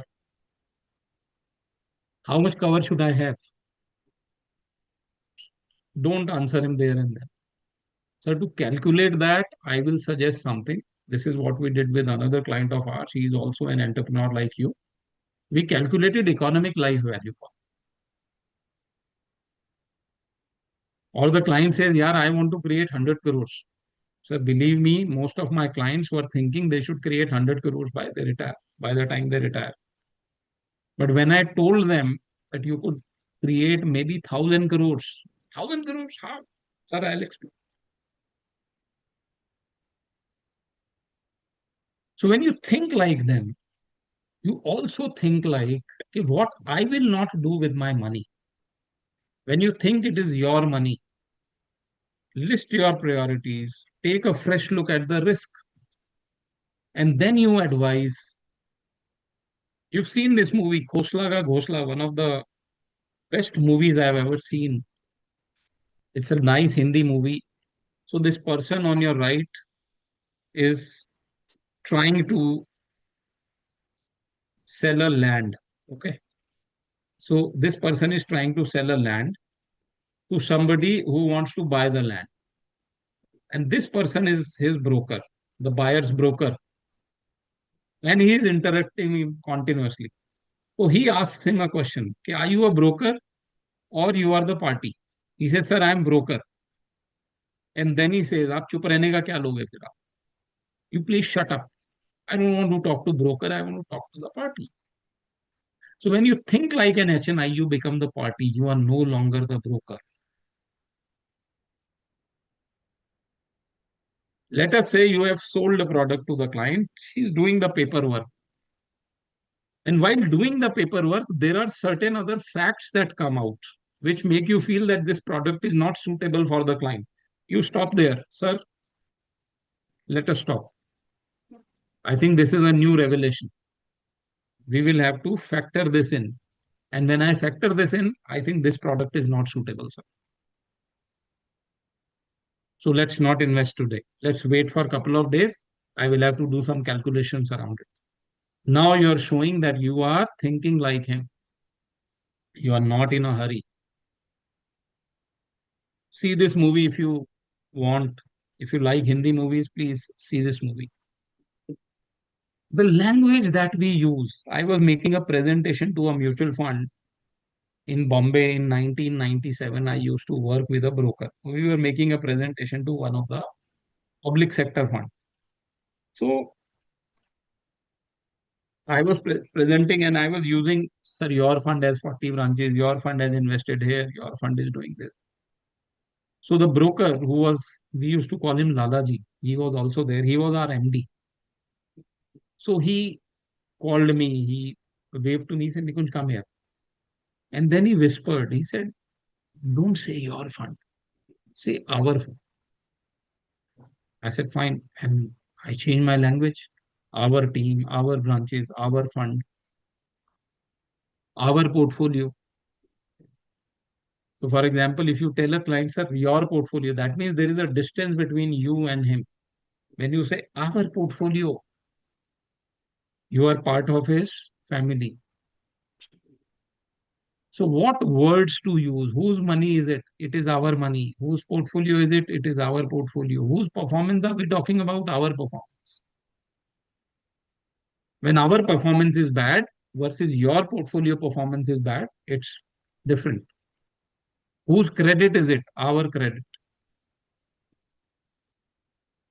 Remember, the client takes the maximum risk. So there is mutual fund, and then there is client, and then there is distributor. Who's taking the maximum risk? Client. Yet, nobody sides with the client. Mutual fund will say, you compare my return to 20 funds, I've still done better. Distributor will say, sir, markets have fallen by 20%. See, you have fallen only 17%. I've done such a great job. But the fact is, client has still lost 17%.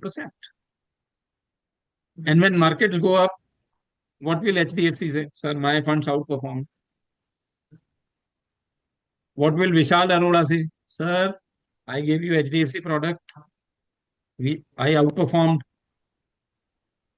But when you say, sir, you took the risk on our advice and you decided that we will invest in this product, sir, the credit goes to you. You took the risk. I am only a medium. I am only a bridge between you and, let's say, good products and services. It is my job to advise good products.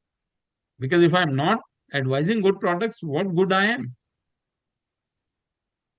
But if a product performs and Vishal says, sir, see, I gave you this fund. I knew this fund will perform. Did we know? We didn't know. Let the client take the credit and never use your fund or my fund. Yes. Always use our fund. So there was this eye specialist who was treating Mr. Anil Ambani. I used to work with Reliance Mutual Fund at that time. So one day I got a mail from Anil Ambani's office that there is this eye surgeon. He wants to invest some money. And very jokingly, he wrote that he, like other clients, he also wants to double his money very quickly. And he's sitting ready with a 5 crore check, go and pick it up. So I went to his office, South Bombay. So he was sitting in his clinic only. So there were a lot of people waiting to see him, patients. And I asked the receptionist, "Okay, sir, we have an appointment with sir." So she said, "You'll have to wait." I said, "No, no, no, I'm not a patient. I've come from Reliance Capital. You please ask with him." So she called him. He asked us to. He said, "Okay, send them in."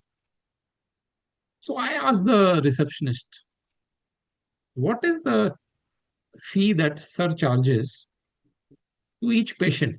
Consultation fee, how much does he charge?" She said, "Only 300 rupees. And I said, "Sitting in South Bombay, only 300 rupees. How does this guy even make money?"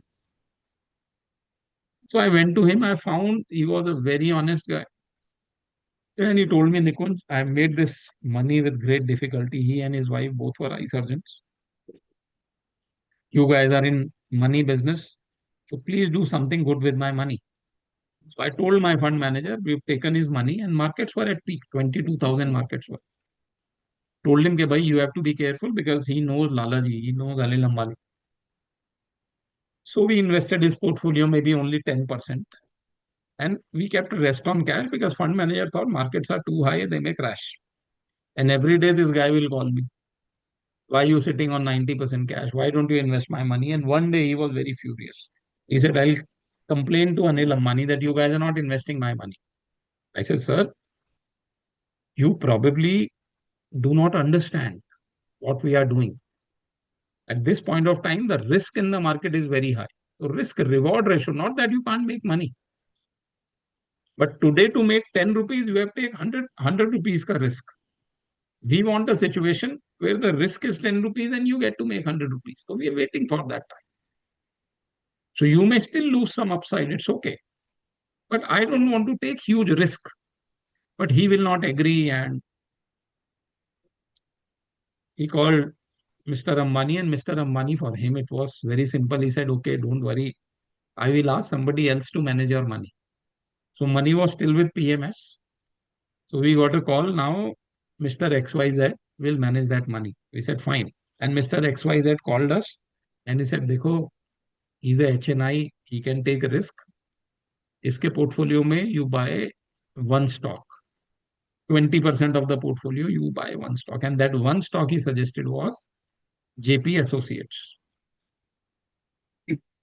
So 20% of his portfolio became JP Associates, 1 crore JP Associate. Within 3 weeks, that stock corrected by 20%. And by that time, I was transferred to Bangalore. So I introduced him to the new RM and I went to Bangalore, but he was not very happy with the new RM. And one day he called me early in the morning. He said, "Nikunj, I'm going to my clinic. I've got full day appointments. And my money is almost 30% invested, but there is only one stock in my portfolio and I've lost this much. What should I do with my money?" I said, "Sir, if you promise me that you will not tell anyone about this conversation, then I will suggest that you redeem. Markets may keep on falling. The subprime crisis, we don't know when it will end. But markets will not fall or rise in the straight line. They will fall, then rise again, then fall, rise again. And you are not an equity guy."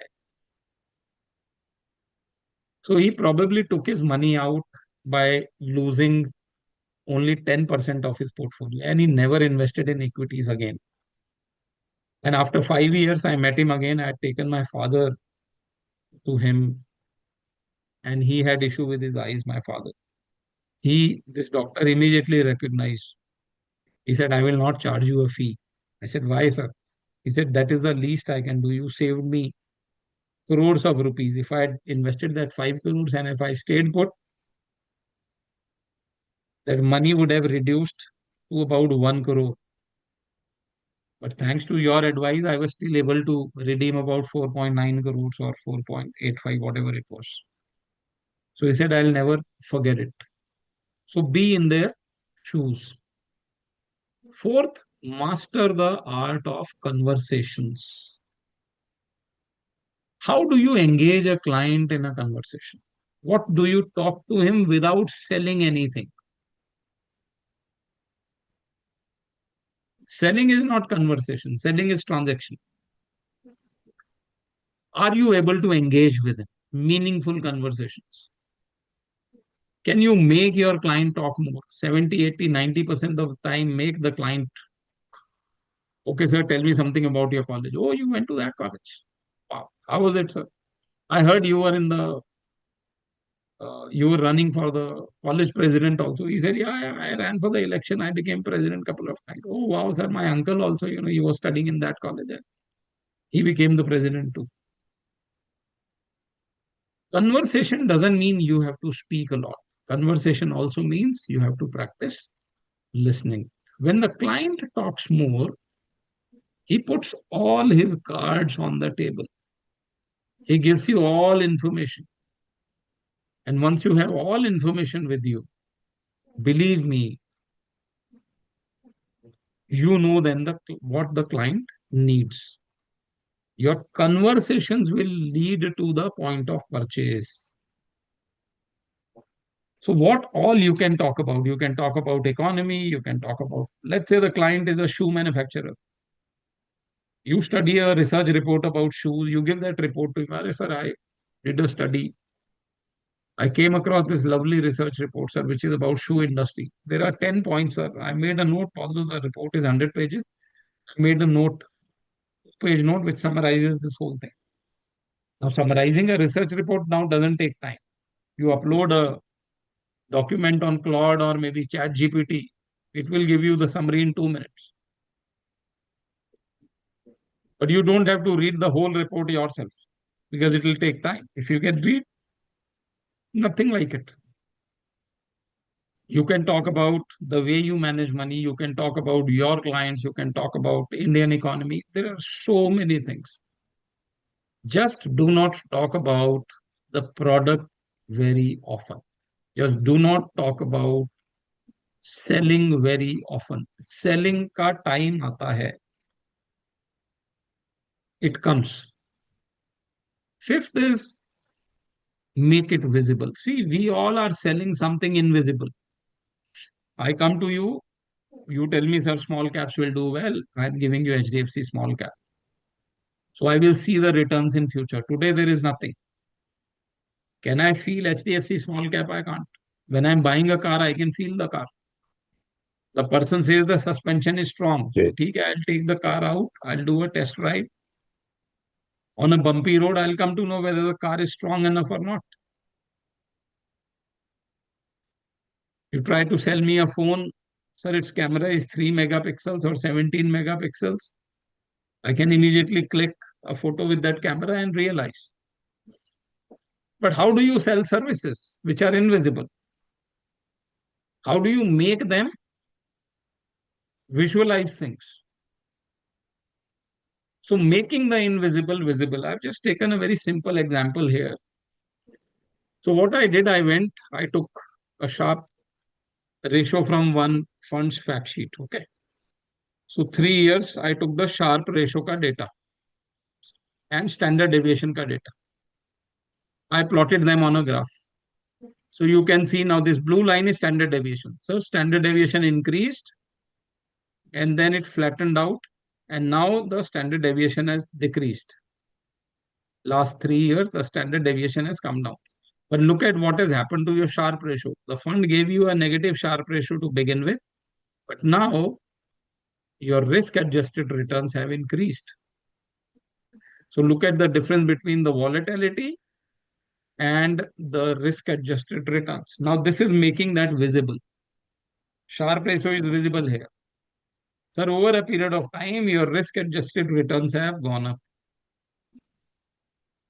Your Sharpe ratio from the lowest of, let's say, negative 0.42 has moved to a positive point of 2.07. This is the visibility that you are creating. There can be visibility around margin of safety. Let us say HDFC equity fund. What is the NAV these days? Anyone from HDFC team can tell me. HDFC equity fund, I think, is now known as FlexiCap, if I'm not wrong. What is the NAV? Anyone can check. HDFC FlexiCap, 1900 under. 1900. And this fund must be about 30-year-old now. Yeah. January 95. Yeah, January 95. If you did a SIP in this fund, what is your average cost, sir? Today, Average cost 2.11 per crores. unit. No. Average cost. The NAV started from 10 rupees and today it is Yes. 1900. What will be your average cost? Take a guess. So if I did every month SIP, I'm giving you a rough calculation. Your average cost will not be more than 200 rupees. It will be actually less than 100. I'm telling you. Now, what is your market price today? 1900. Okay. And your cost is 200. What is the margin of safety? 1700 rupees. 1700. 1700 is what percentage of 1900, sir? Almost 90%. Yeah. Sir, after 30 years, your margin of safety is 90%. That means 90% of the time you're not going to lose money in this fund. Sir, when you started, after 1 year, your margin of safety was 10%. After 3 years, your margin of safety was 40%. After 30 years, it is 90%. Now you will never lose money in this because 90% margin of safety means what? I will lose money when 75,000 index falls by 90% and it becomes 7,500 again or less than that. Will it ever happen? No. So if you give him a simple Excel sheet that after 3 years, your margin of safety was this much, after 4 years, it was this much, after 10 years, this much. Do this margin of safety calculation. And it is very simple. The amount you have invested and the market value, the difference between them will become your margin of safety. So first year you invested 1,20,000, your value was 130. 10,000 was your margin of safety. Next year you invested, by second year you invested 24,000 and your market value was, let's say, 26,000. 2,000 was your margin of safety. Keep on calculating this margin of safety. 2 year, 3 year, 5, 10, 15, 20, 30 years. And send it to all your investors whose SIPs are running with you for more than 10 years. So you can show that in this graph, if you see this, sorry, yeah. If you see this graph,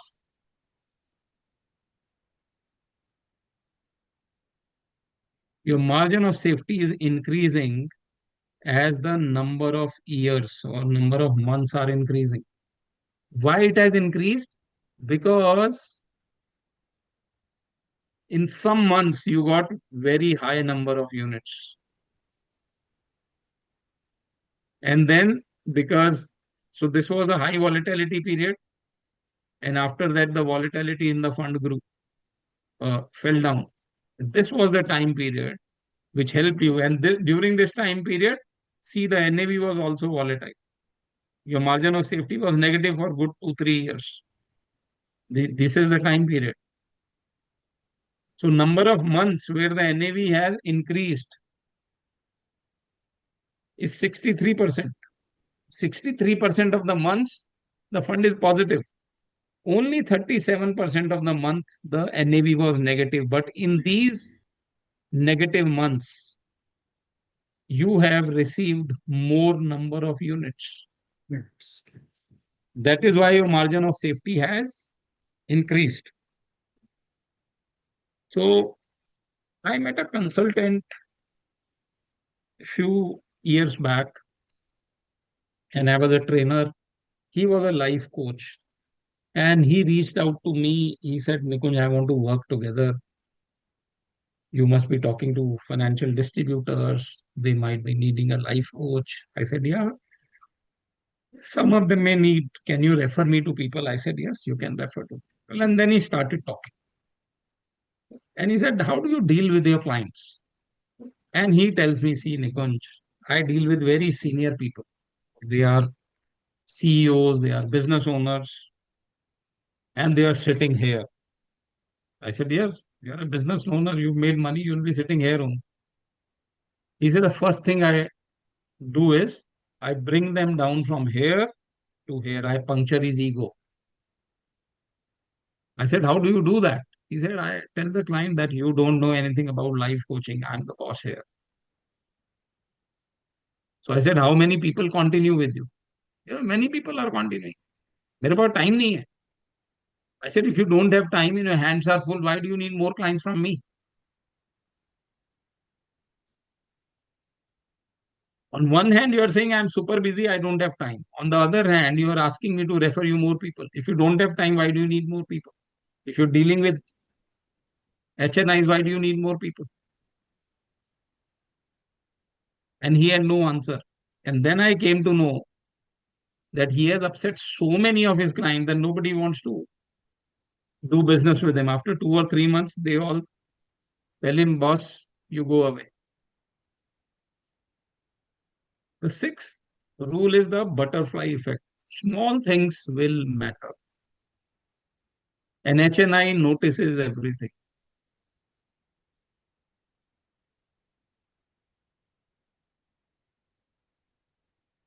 When I was in Delhi, we were dealing with Industrial Oxygen, a company which runs now multiplexes, Inox multiplexes, Inox Leisure. So we were very small fund house. It was ITC Threadneedle. After that, it became Zurich, and after that, it became HDFC. So our fund size was barely 100 crores, and a client gave us 2 crores. And after great difficulty, I had to chase him for 10, 15 months, and I got 2 crore rupees after lot of hard work. Fund manager came, we made a presentation, and finally he gave 2 crores. And next day he sent a redemption. So I had told my boss, this money is 3-year money. This will be logged in 54 EA. Next day the client has redeemed. So my boss said, Nikunj, what should we do? Should I call the client? I said, no. Why should you call the client? Is the client doing anything illegal by taking his money out?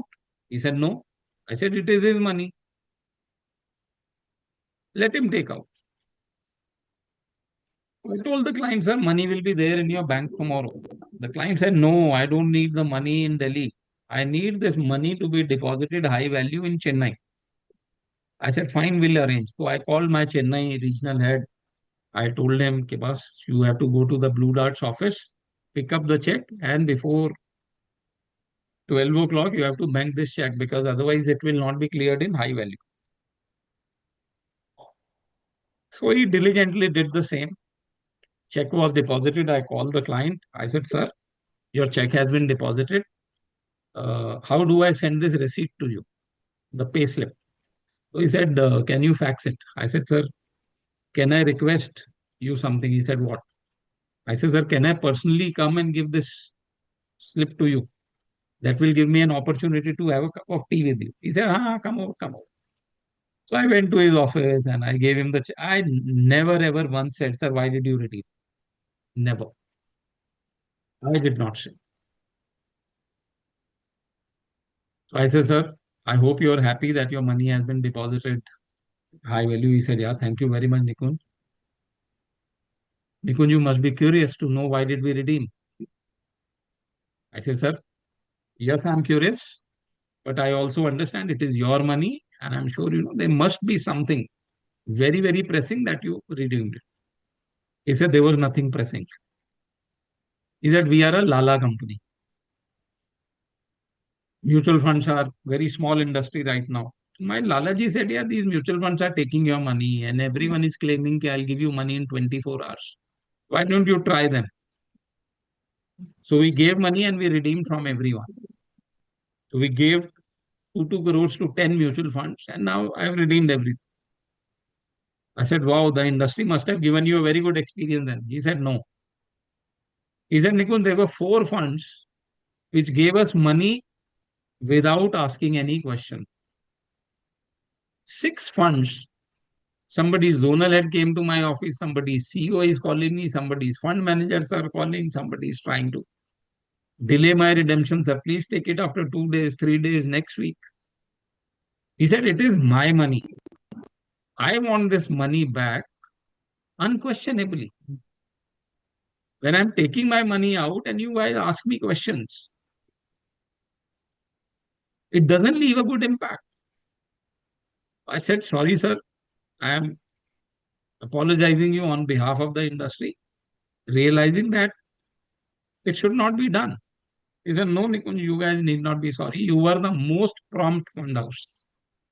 As a result, we have decided 30% of the portfolio will be invested with you. So out of 100 crores, where I had got initially only 2 crores, we got almost 30 crores over a period. A small thing like redemption, if I realized that this redemption was a very big thing in our scheme of things, then I would have also asked my CEO to call him, try to stop the redemption. I thought it's a small thing for us. Let us give his money. Maybe this small thing will make him happy. So the butterfly effect, if you take the scientific definition of that, it says if a butterfly is flapping its wing in Singapore, it may indicate that it's going to rain very heavily in the US. This is how the climate change works. So if you see El Nino, the temperature of the sea has increased only by 1 degree over last 150 years. But that has caused huge imbalances in our weather situation. And the seventh rule is enjoy. The business that we are doing is not selling the financial products. The business is of enjoyment, the enjoyment that you get and the client gets. There is a book written by Nicholas Spark, The Last Song. It says a beautiful thing. It says, life is like a song. There is mystery in the beginning. So when you're writing the song, when you're composing a song, you don't know. It is mystery. There is confirmation in the end. In the end, you know the song has come out well or not. But he says all the fun lies in between. So don't worry about where you begin and where you end. The fun lies in between. The fun is in helping people. The fun is in not selling the products. The fun is in stepping in their shoes. The fun is in making sure that you are listening to your clients. And success will follow. I give you a very simple tool. You can take picture of the screen. And before that, I must tell you one more incident. This again happened in Delhi. So there was a company in Insilco India. They sold their share to a company in Germany. So I read it in the newspaper that Insilco India has sold its stake. So there was no internet at that time. So we had a MTNL ka directory in our office. So we went to the IA and we found out Insilco India. There were some 7-8 numbers. We dialed all of them and somebody guided us to the MD of the company, Mr. Ajay Bhartiya. So I called him. He said, okay, come over. I went to meet him. He said, okay, tell me more about your fund house, this, that. So I gave all the presentations. I said, Nikunj, let me tell you. వెళ్తామ్మా స్నానం చేసుకో లేకపోతే వెన్నీళ్ళు వేసుకొని ఇంకో 12 This వరకు news, పడతావు madam, సరే చాలు yeah, పాపం holidays madam, can you please mute yourself? Sorry, somebody is talking. Sir, आप भी mute कर सकते हैं, मैंने कर दिया. Yeah, thank you. So he said, Nikunj, the news has come only yesterday. The money will come after 1 year. I said, fine, sir, we are not in a hurry. Only if you give me permission, I keep on troubling you for a cup of tea, maybe once a month. He said, yeah, please. It is your office. But he had no work. Every day he will read, he will talk to me. So I called my MD to Delhi. I took him to meet him. Finally, the money came. By that time, we had become very good friends. So he called me, he said, Nikunj, now money has come. You tell me where to invest this. I said, Dekho, sir, I work in a mutual fund. I'm a selfish person. I'm not an investment advisor. I will tell you to invest everything in my fund, but which will not be fair. So what I suggest is that you appoint a advisor. He will tell you. He said, Nikunj, I appointed an advisor, but he did not suggest your fund. I said, fine, sir. He must have his reasons. And if he has told you the reasons why he is not selected our fund, I'll be happy to address your concerns. So he said, no, don't worry about that. I will certainly give you some money. You come over, you pick your check. So I came to know from market that to the other fund houses, he was giving more money, and to us, he gave only 5 crores. The total amount was 100 crores. So I picked up the check. I went to his office. I picked up the check. And his office was on the 8th floor. I was walking down. While I was walking down, I called my MD. His name was Simon Holdsworth. I said, Simon, I just picked up a 5 crore check from Mr. Ajay Bhartiya. You have his number, you have his mobile. He said, yes, I have his mobile. I said, can you call him and thank him? He said, yeah, I'll do it immediately. So by that time, I reached ground floor. Simon calls me. He said, Nikunj, where are you? I said, I'm on the ground floor of his building. He said, go back. I said, what happened? He said, he has decided to invest another 15 crore rupees. So instead of 5, now we got 20 crore rupees. What did we do? We just spent enough time in creating a relationship. We kept on enjoying that beginning to end ka journey. We were not worried in the end whether I got 5 crores or 10 crores. Look at the scale, rate yourself on these 7 parameters. 5 is the highest, 1 is the lowest. You can take picture of the screen. So let us say when you deal with the client, you talk like broker. Okay. So when you talk like broker, your rating will be, let's say, less.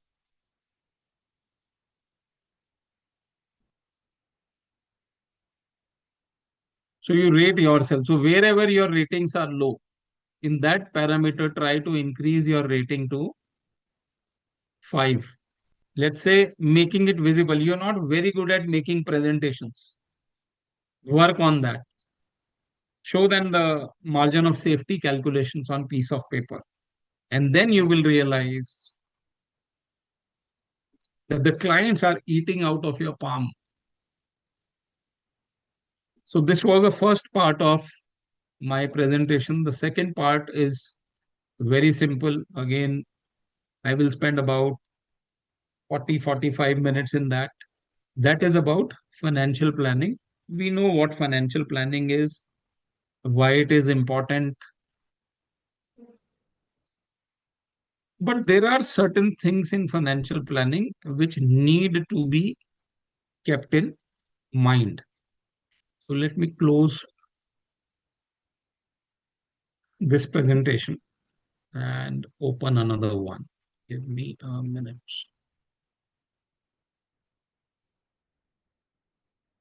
I'll close this. Yeah.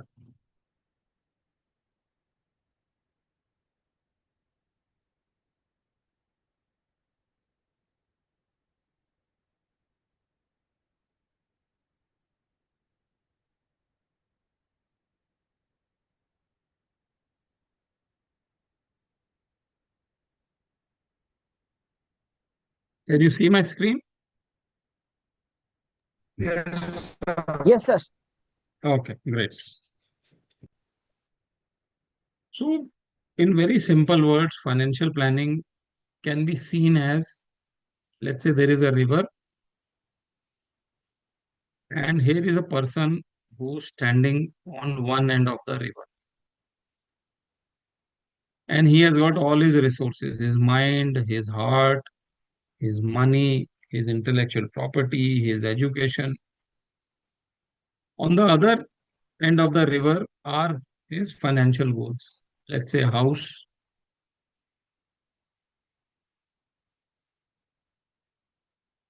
He wants to buy a car.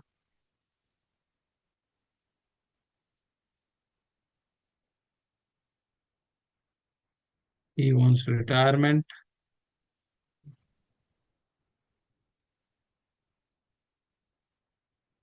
All these goals. Financial planning is the boat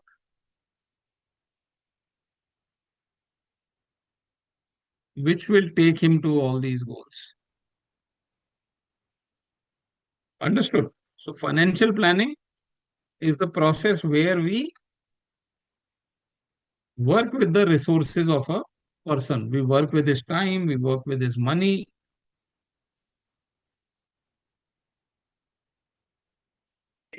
We make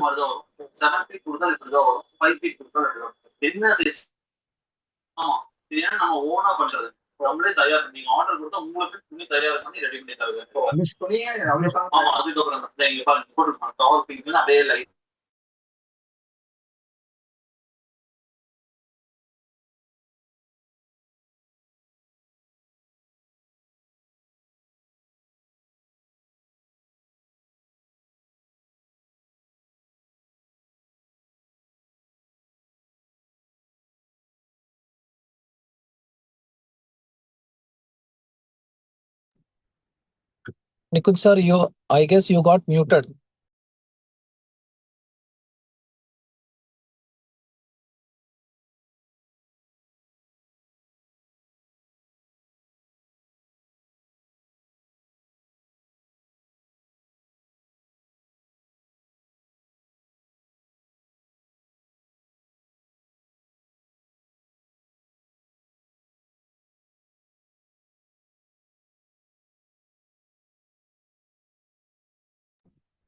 Hello, Nikunj sir.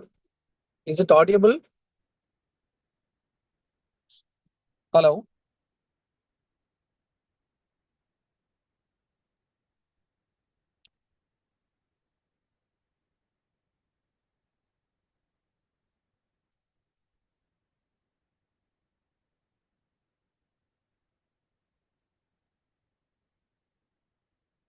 Hello, is it audible to everyone? Hello.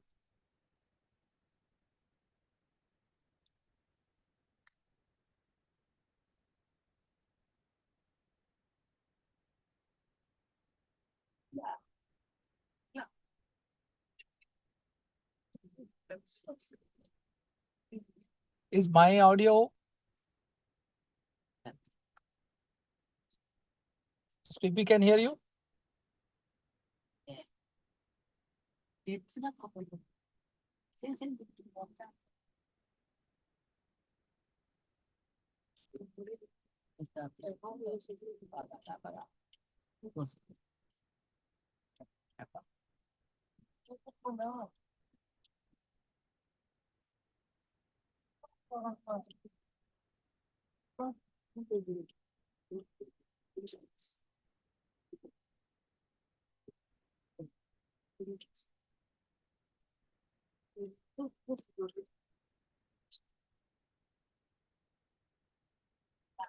Nikunj sir, I think people can't hear you. Can you please unmute?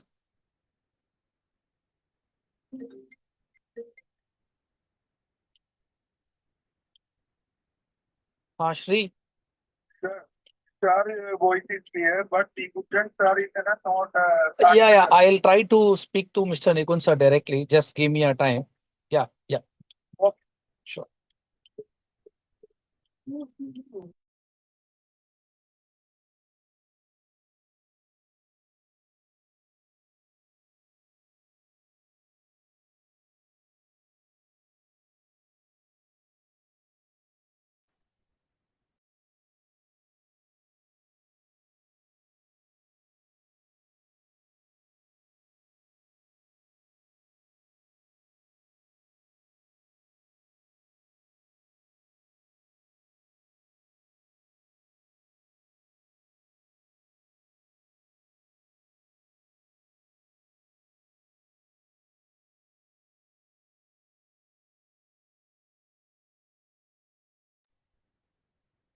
I doubt Nitin sir will share this presentation, guys.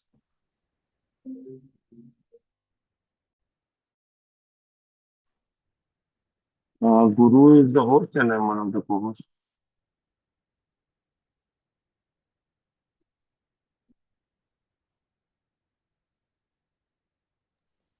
Thank you. See Yeah, the host Nikunj, mute. so sorry. So he muted everyone. So even I was not able to unmute myself. Okay, Yeah. Thank you. thank you. So if participants are talking in between, the host will have to mute everyone, and unfortunately, then he will mute me also. Okay. So please bear with me. So what are we doing in financial planning? We are basically assessing where the person is today and where he wants to go. At what speed the car can move. Suppose I want to, let's say Nikunj Sharma has an old car and Guru Vittal has a new car, electric car. So for me, the person will say, sir, because your car is old, you can't afford to travel at high speed.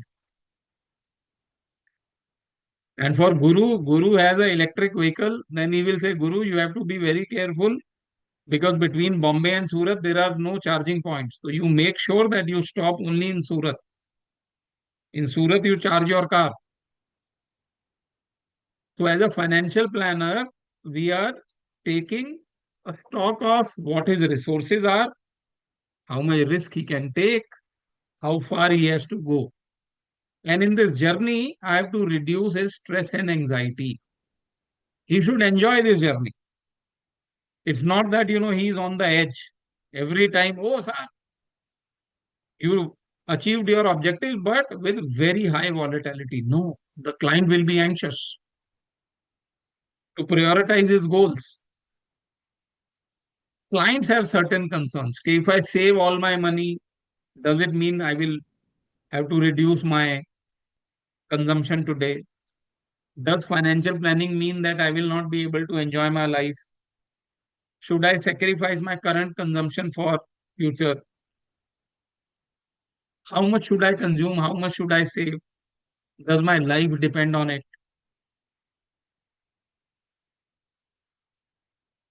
After retirement, my income will drop down. Will it mean I will live a poor life? So all these concerns are there in the client's mind. So first, very basic thing that we do is we create a assessment of the client's portfolio. We look at where his money is invested. For example, he has invested his money in, let's say, savings accounts. And saving account is giving him only 3%. Then he has PPF, which is giving him 7%. Then he has, let's say, gold and jewelry and insurance giving only 5%. And total portfolio return is 6%. That means the total return is very less. Now, which are the investments which are giving him lesser returns? I had a client who was in Air Force and he thought he's very smart. But 10% of his portfolio was lying in saving bank accounts in 5 different cities. He never closed those accounts.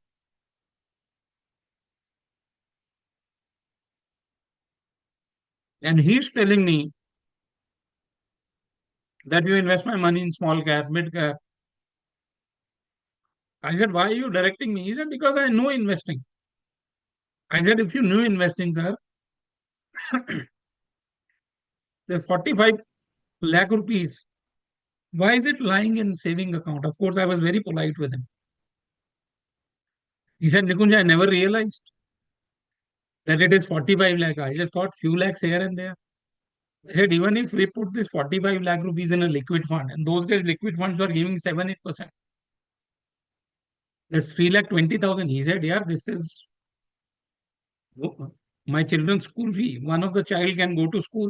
3 lakh rupees I pay annual fee. So when you look at the current portfolio of the client and see which are the portions which are reducing his income and which are increasing his risk or income. So these 5 or 6 ratios have to be calculated for every client. First is emergency fund ratio. Let's say, do you have 6 months expenses lying in a liquid fund? If they are not, make sure over a period of time, you gather that. If he has more than 6 months, then you reduce that portion, put it in the longer term funds. Second, what is the liquidity ratio? The client is very rich. He is worth 50 crores.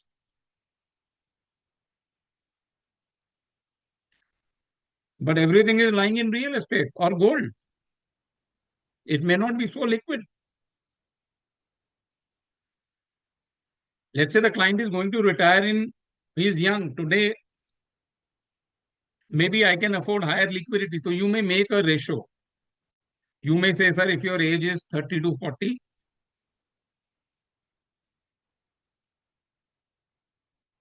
your liquidity level could be X. But when your age is 50 to 60, minimum 70% of your portfolio should be liquid.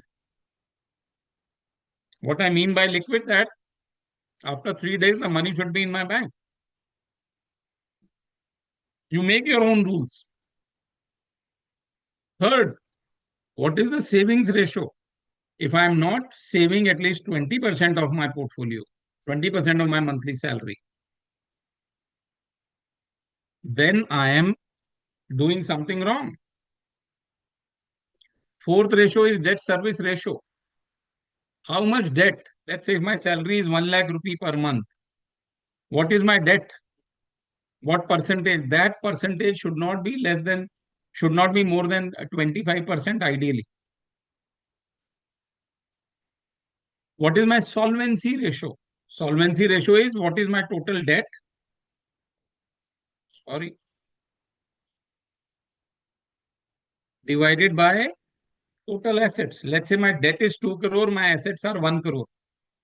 My ratio is now 2. The ratio should be less than 1. That means my assets have to be more than my debt.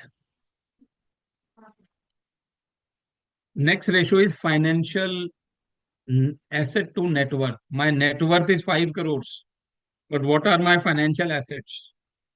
My financial assets are 50 lakh. That means I've got too many illiquid investments in my portfolio.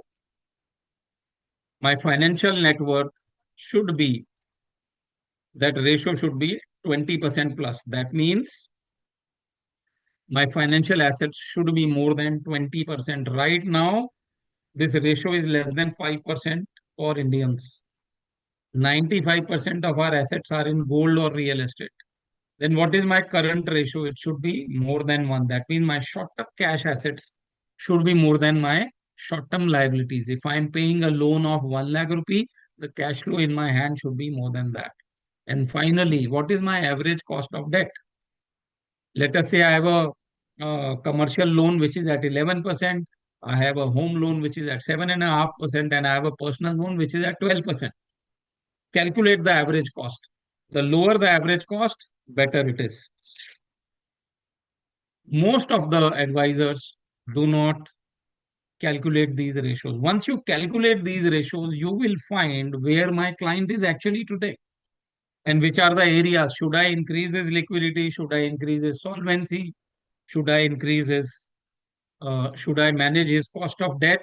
Should I ask him to pay off the costlier debt? So calculate these ratios. So they will tell you where the client is today. For example, if you look at this income and expenditure ratio of a client, let's say he is making how much every year? 28 lakh rupees. But 25.5 lakhs every year he has to pay. He's paying home loan, he's paying insurance, he's paying income tax. That means this person, one, is he saving enough? 28 lakh salary, I should be saving minimum 7 lakh rupees. He's saving only 2.5 lakh rupees. So his saving ratio is bad. Then if I calculate his discretionary and non-discretionary expenses, all this is non-discretionary. He cannot compromise. His discretionary expenses are, yes, Vishal. You saying something? Okay, it must have. So all the payouts here are mandatory payouts. So there is not much scope here. Can he take another loan? No. And this is after he's earning 2,40,000 is interest. If I remove this, he's spending everything that he's earning. He's paying insurance premium, he's paying EMIs. Okay, let's take this as an example. Navneet is a young investor. Over the period of time, he's dabbled in stocks, real estate, commodities, and even his antique cars. Now, what has happened is he's taken so many loans that 65% of his salary is going in debt servicing. So, what should you do? As an advisor, what will you advise him? You can unmute yourself. What will you advise? Otherwise, otherwise you can write on the chat box also.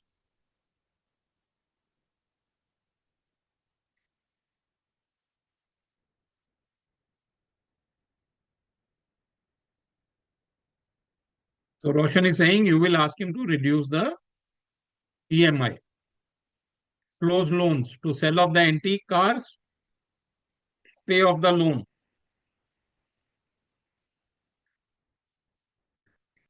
Very good. Let's take another example.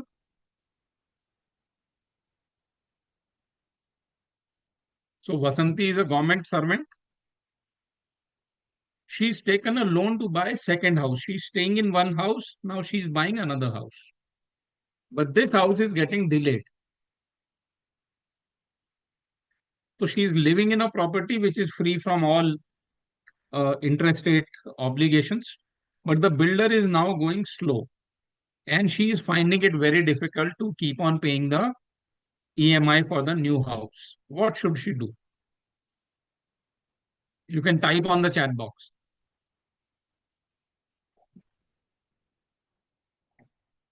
Increase savings, which may not be very easy because her salary is limited.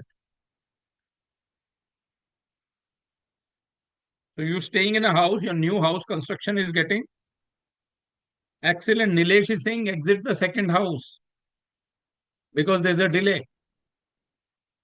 Otherwise, your financial situation, yeah, she can sell it also. Under construction houses can be sold also. Very good. Let's move to the. So when we are doing financial planning, there is one thing which we do is prioritize the debt, retire the costlier debt first. So if I've got credit card and home loan, I will first clear out my credit card. Then I will worry about the cheaper loans, especially if the asset is depreciating. In Navneet's case, the antique cars are depreciating asset. We may feel they are appreciating, but let's say a car, it's a depreciating asset. If the asset is appreciating like a house, then the loan will still make a sense, otherwise it not. So you have to first prioritize which debt has to be cleared. Now, second thing which is very important is how much rate of return is needed to be earned. Let's say there is a client who's got X assets and Y goals. What is the rate of return that I need? Is my rate of return high or is my rate of return low? If the rate of return is very high, then I have to take higher risk. Can I take higher risk according to my risk profile? Clients can have different goals. There are clients which need only wealth preservation. Second could be wealth accumulation. And third is wealth maximization. Whatever is my objective, what is the required rate of return? Let's say I want to create wealth, but my required rate of return is 25%. That's not a sustainable rate of return. So classify your clients on the basis of rate of return which they need, not on the basis of financial goals. Don't say that he needs a house at the end of 10 years. See, he needs 20% return for next 10 years. That will tell you whether this is sustainable or not. Okay. let's do this problem. Your client is willing to set aside 50 lakh rupees from his accumulated wealth to take short holidays. Each holiday will take about 5 lakh rupees. What should be the target return on this 50 lakh rupees? Tell me. I will open the chat.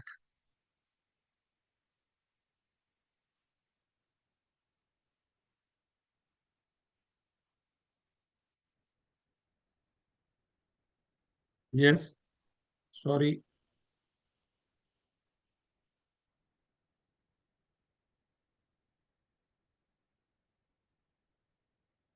Somebody is saying 12 to 15%. Prithvi is saying 7 to 9%, 7 to 9%, 10%, 15%.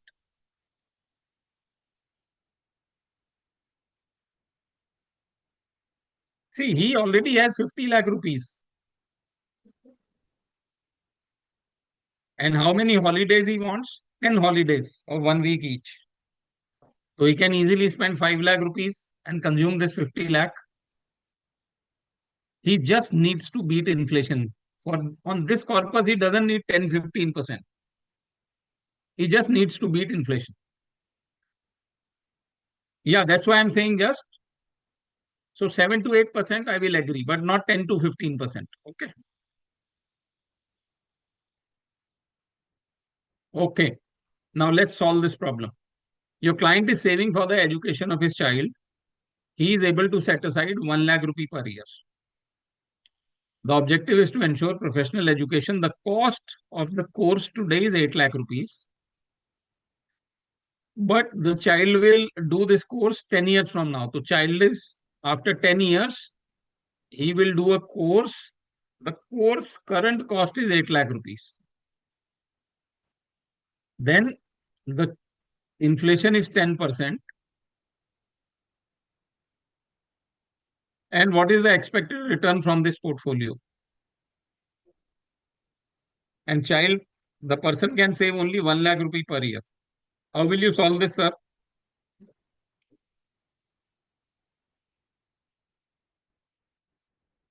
What is the required rate of return? No, 8 to 10%. How did you calculate 8 to 10%?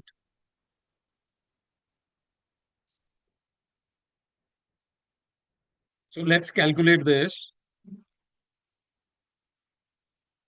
Give me a minute.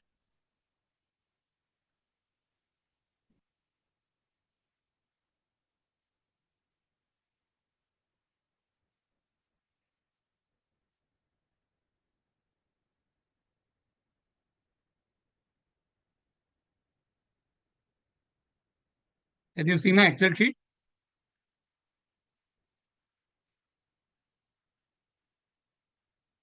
Okay. So let us say today is 28/06/2026. So after 10 years, the child will go. So let me take 10-year time period.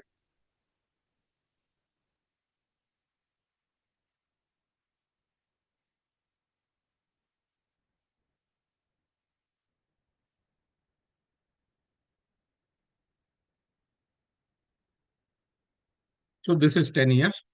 Every year he is saving how much? 1 lakh rupee.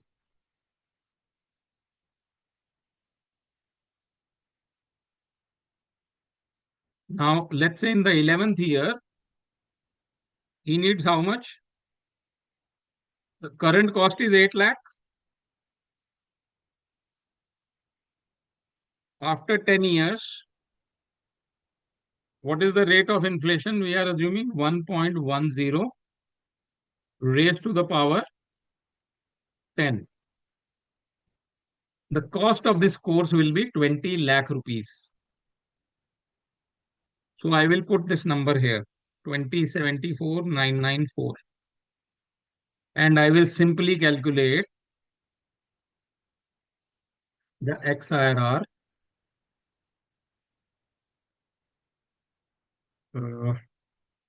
More functions, I will go to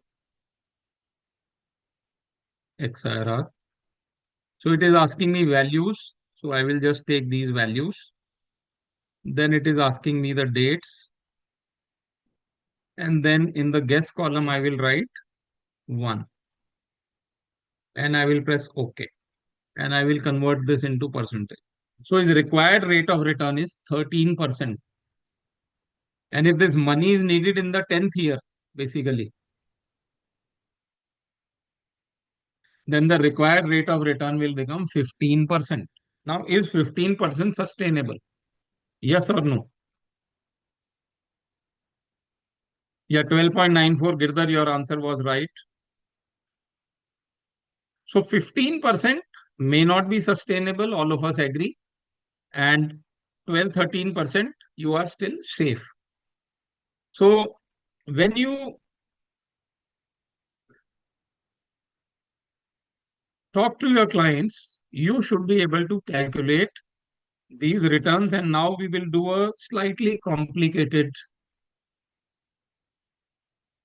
How do I fund retirement? Let's take this example, okay? And we will discuss this in. So Sharad, his current expenditure is 6 lakh rupees. Sharad is how old? He plans to retire 20 years down the line. That means he is 40 today.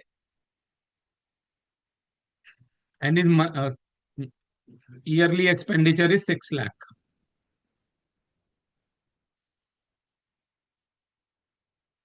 He would want to build a corpus that meets the household expenses, assuming a rate of inflation at 7%. So inflation is 7. And he says after retirement, his investments will give him 9% return. So the problem is simple. His expenditure is 6 lakhs. We don't know after 20 years what will be his yearly expenditure. And after retirement, he will be able to earn only 9% return on his investment. That means he will become conservative, but 7% will be inflation. So how much money he should have when he retires, so that he is comfortably able to live for next 25 years. That means he is expecting to live for 85. That means he is here today 40. We have to calculate how much money he needs at 60, so that for next 25 years, till 85 years, every year he is able to spend money, what he needs for his yearly expenditure. So let us solve this question on an Excel sheet. Again, I will show you how to solve this. Okay. So his current expenditure is 6 lakh, yearly expenditure. So how much will be his expenditure if I were to take 7% inflation after 20 years, right? So this I will make 20. That means every year he needs how much money? 23 lakh rupees every year he will need. And how many years? 25 years. So my challenge is to find out how much money he will earn. And he will earn 9%, but inflation will take away 7%. So net return will be only 2%. So his net return is going to be 2%. Sorry. 2% will be his net return. He has to live and every year he needs a payment, which is 23 lakh rupees. So I will just go to the present value formula. And I will start plugging in these numbers. So what is the rate of return he is earning? 2%. Time period is 25 years. Payment is 23 lakh rupees every month, every year he needs. Future value of the goal is 0 because future value he doesn't need, and type I will write 1. So you got a number which is 4 crore 62 lakh rupees 36,365. That means if he has 4 crore rupees when he is 60, then he does not have to worry about, even if he earns net. Yes, Prithvi, very good. You've done the calculations. Yeah, I have taken a simply 9 minus 7, but you have to use a formula. So real rate of return will be 1.86. And if I change this 2% to 1.86, then you will get the answer correctly. If I change this to 1, sorry. If I go and change it to 1.86%, then 4.7 crores, your answer is right. So, sorry, I will stop share. So this is how we calculate retirement examples, and I can tell you hardly 4 or 5% of the advisors will be able to calculate this. So learn simple Excel skills and you will be much better. So this is how we solved. We took his current expenses and we increased them by inflation, rate of inflation. So we got that he will be needing 23 lakh rupees every year. Sorry, why?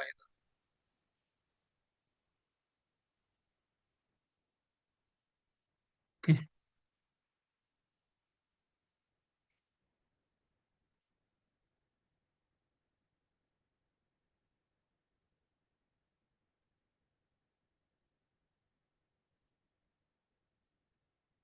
Somebody has stopped screen sharing for me. Let me see. Can you see my screen?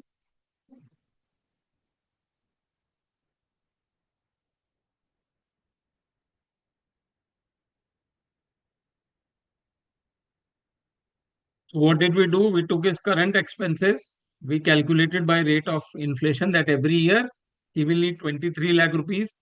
Now my problem is simple. For next 25 years, I need 23 lakh rupee cash flow. So how much money should I need today? So we use the present value function and we got the answer as 4.69 crores. Sometimes there is a conflict in the goals. Let's say I am going to retire, but in the same year, I want to buy a car also. So I have money in my car ka goal, but my retirement goal is lesser. So then I have to take a decision whether car is important or my retirement expenses are important, whether car is important or my vacation is important. You may tell your client, sir, this goal is a priority. So let us fund this goal first. The second goal can wait. Car can wait. I can buy a car next year. Some goals may be overfunded, but some goals may be underfunded. So goals which are important and they are underfunded, then you move money from those goals which are overfunded. Let's say a client has retired with 1 crore and he needs 6 lakh rupees every year. But inflation is 6%. So what will happen to this client? His corpus value today is 1 crore. First year is okay. Let's say he's earning 9%. So first year there is a surplus of 3 lakh rupees. But next year his expenses have increased because of inflation, 642. This will become 686. And at some point of time, his expenditure is more than what he's saving. So he will start eating into his corpus. Now, here somebody may question, okay, sir, the surplus which is there, it will also get invested.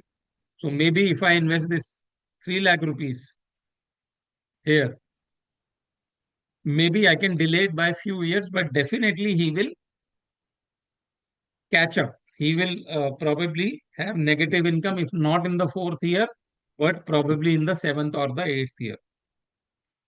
When we are risk profiling our clients, we are checking for two things. One, what is his risk capacity? How much risk he can take as per his balance sheet?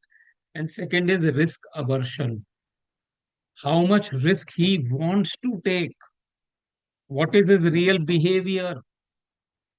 So there are many clients whose portfolio is 5 crore, 10 crore, but they say, I can't take even 1 rupee risk. So when you do behavioral alpha, you will classify these clients into various categories. So I will just show you, yeah. So there are 4. So this is one behavioral alpha approach. Passive preservers. These are conservative clients. They are very sensitive to loss.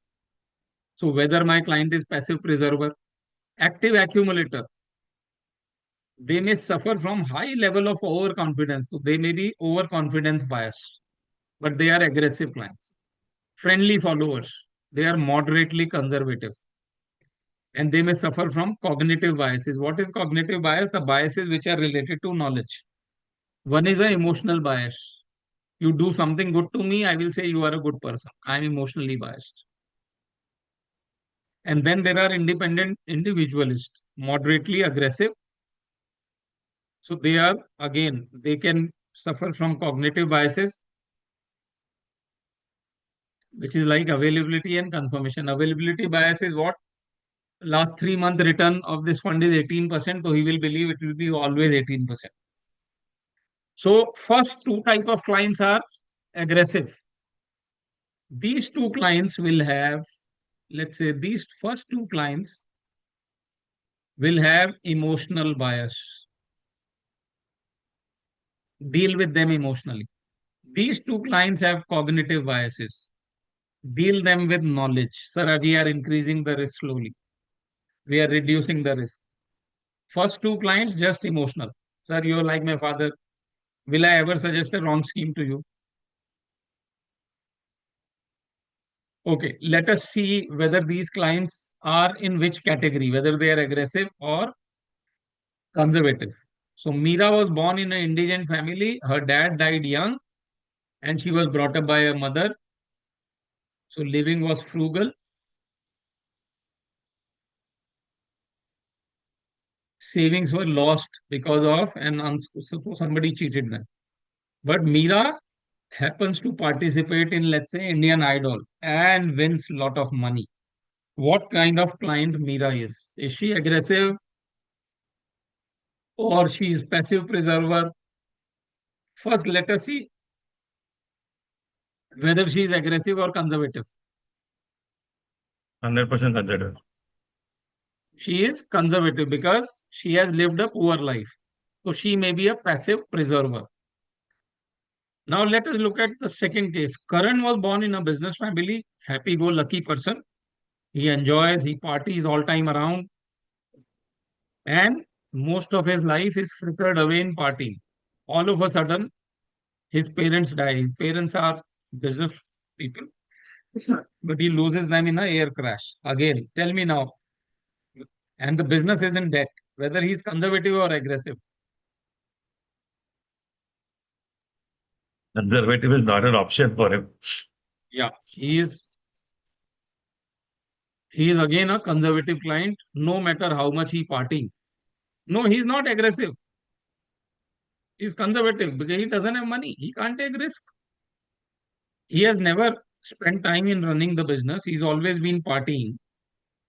If he loses money, he will not be able to live. Sir, he doesn't have any money left, right? Business is in debt. Money is there. The business is in debt. So some money is there in the business. What should be his priority? Taking aggressive risk or playing conservative? He will be playing conservative. So when we do risk profiling of a client, we are looking for his risk tolerance, attitudes and values, whether he wants to take risk. So risk tolerance is a function of what I want to do with my money, not with how much money I have. Money will not decide whether I'm conservative or aggressive. My nature will. So what we do, they fill questionnaires, we do personality tests, we look at their age, money that they have. So risk profiling is very important because we are trying to gauge the right nature of the client. And second important thing is asset allocation whenever you are doing financial planning. 92% of the returns are determined by asset allocation. If somebody was in Delhi and he invested in real estate in 80s, or if somebody was invested in 90% of equities in the early 2000s, 90% of his money will come from asset allocation, not which equity, whether you bought infrastructure or telecom or this thing, you would have still made money. So asset allocation is very, very important. This research was done by Bieber and Brinson and Bibo. So basically they are saying 90%, 91% returns are coming from asset allocation. Rest all is coming by which fund, timing, etc. etc.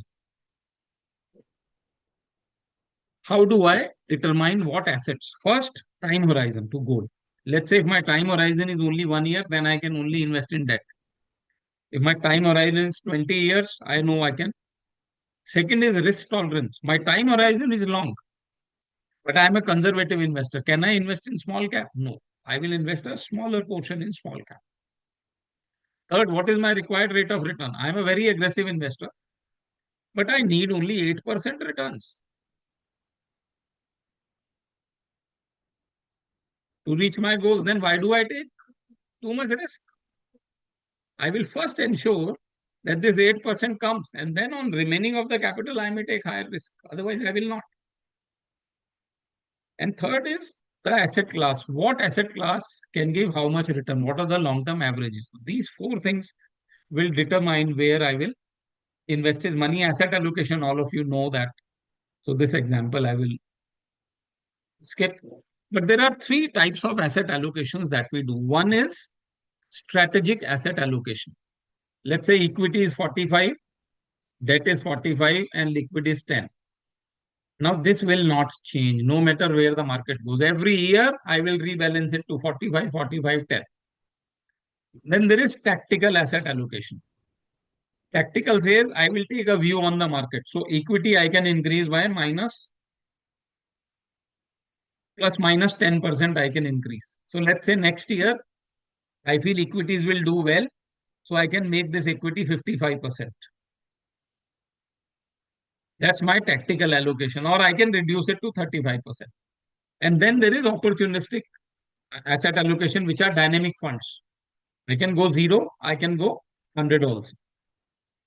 So these three type of asset allocations are known to us. If I've designed a portfolio and I do not monitor it, and I do not rebalance it, then the entire financial planning will fall. So when I'm making a financial plan, portfolio monitoring and rebalancing is essential. Only question is when I should rebalance. Let's say you are saying it's a 50-50 portfolio, okay? 50-50. Now, equity has become 52 and debt has become 48. Is there a need to rebalance it? That decision you can take. Or you may say it should be 50-50, 2-3% here or there will not matter. So those decisions need to be taken over. Okay. So let's say client agrees 50-50. Now equity becomes 80%. And client says, no, we are making good money in the market, let's not rebalance. So that is greed. Equity becomes 20%. And client says, no, I have no strength or no courage to rebalance it. That's fear. It is very important that we coach our clients behaviorally so that they don't get trapped into fear and greed. This is a simple portfolio. So this is all about financial planning. And morning, when we started, we discussed about HNI sales. It's 1 o'clock. So I have, yes, we will have lunch break now. Then my colleague Deepak Khemani will be doing the second session. But before we break, are there any questions? Any questions on financial planning? Or now we can unmute everyone because now there is no risk.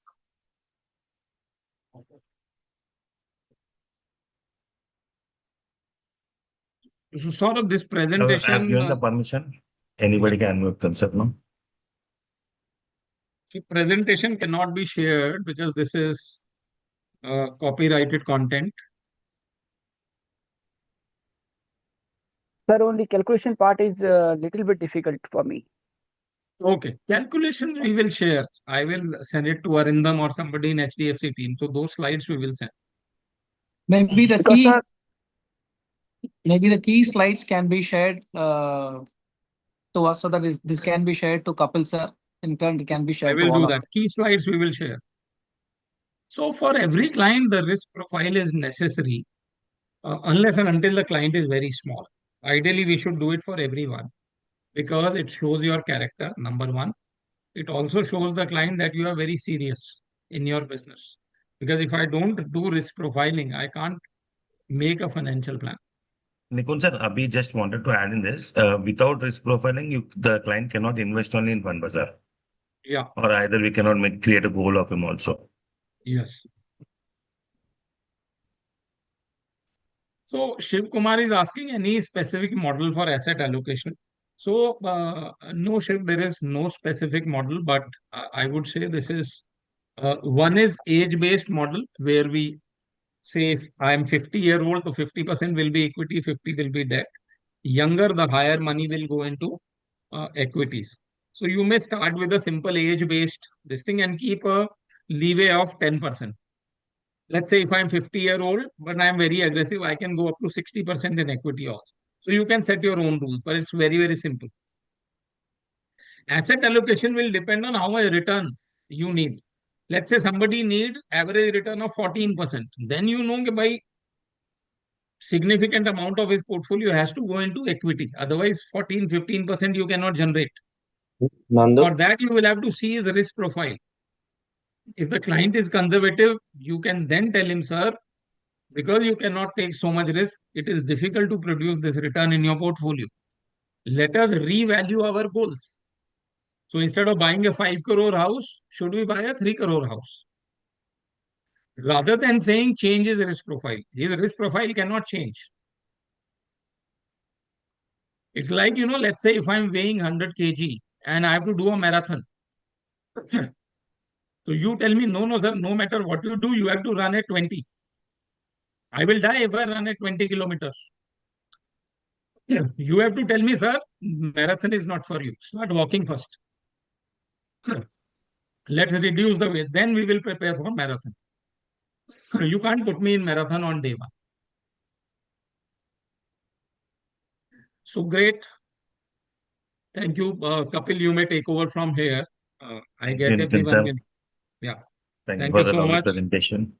Thank you. And I look forward to meeting all you guys in Hyderabad someday. So, Done, sir. People are there from Bangalore, Hyderabad, Chennai. Very nice. Achha. So great. Very That's all, nice. sir. Yeah. Thank you. Thank you so much. I look forward to seeing you and have a nice Sunday. Bye-bye. Thank you, sir. Thank you so much. Thank you. Thank you, sir. Guru, when will be the session resume? The second session, just a minute. 2 o'clock, sir. 2 o'clock. 2 o'clock. Oh, Okay. Arindam is there?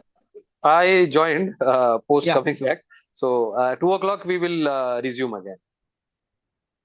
Okay. So, guys, same link, 2 o'clock. Let's join back. Okay. Thank you, guys. Thank Thank you. you all. Thank you.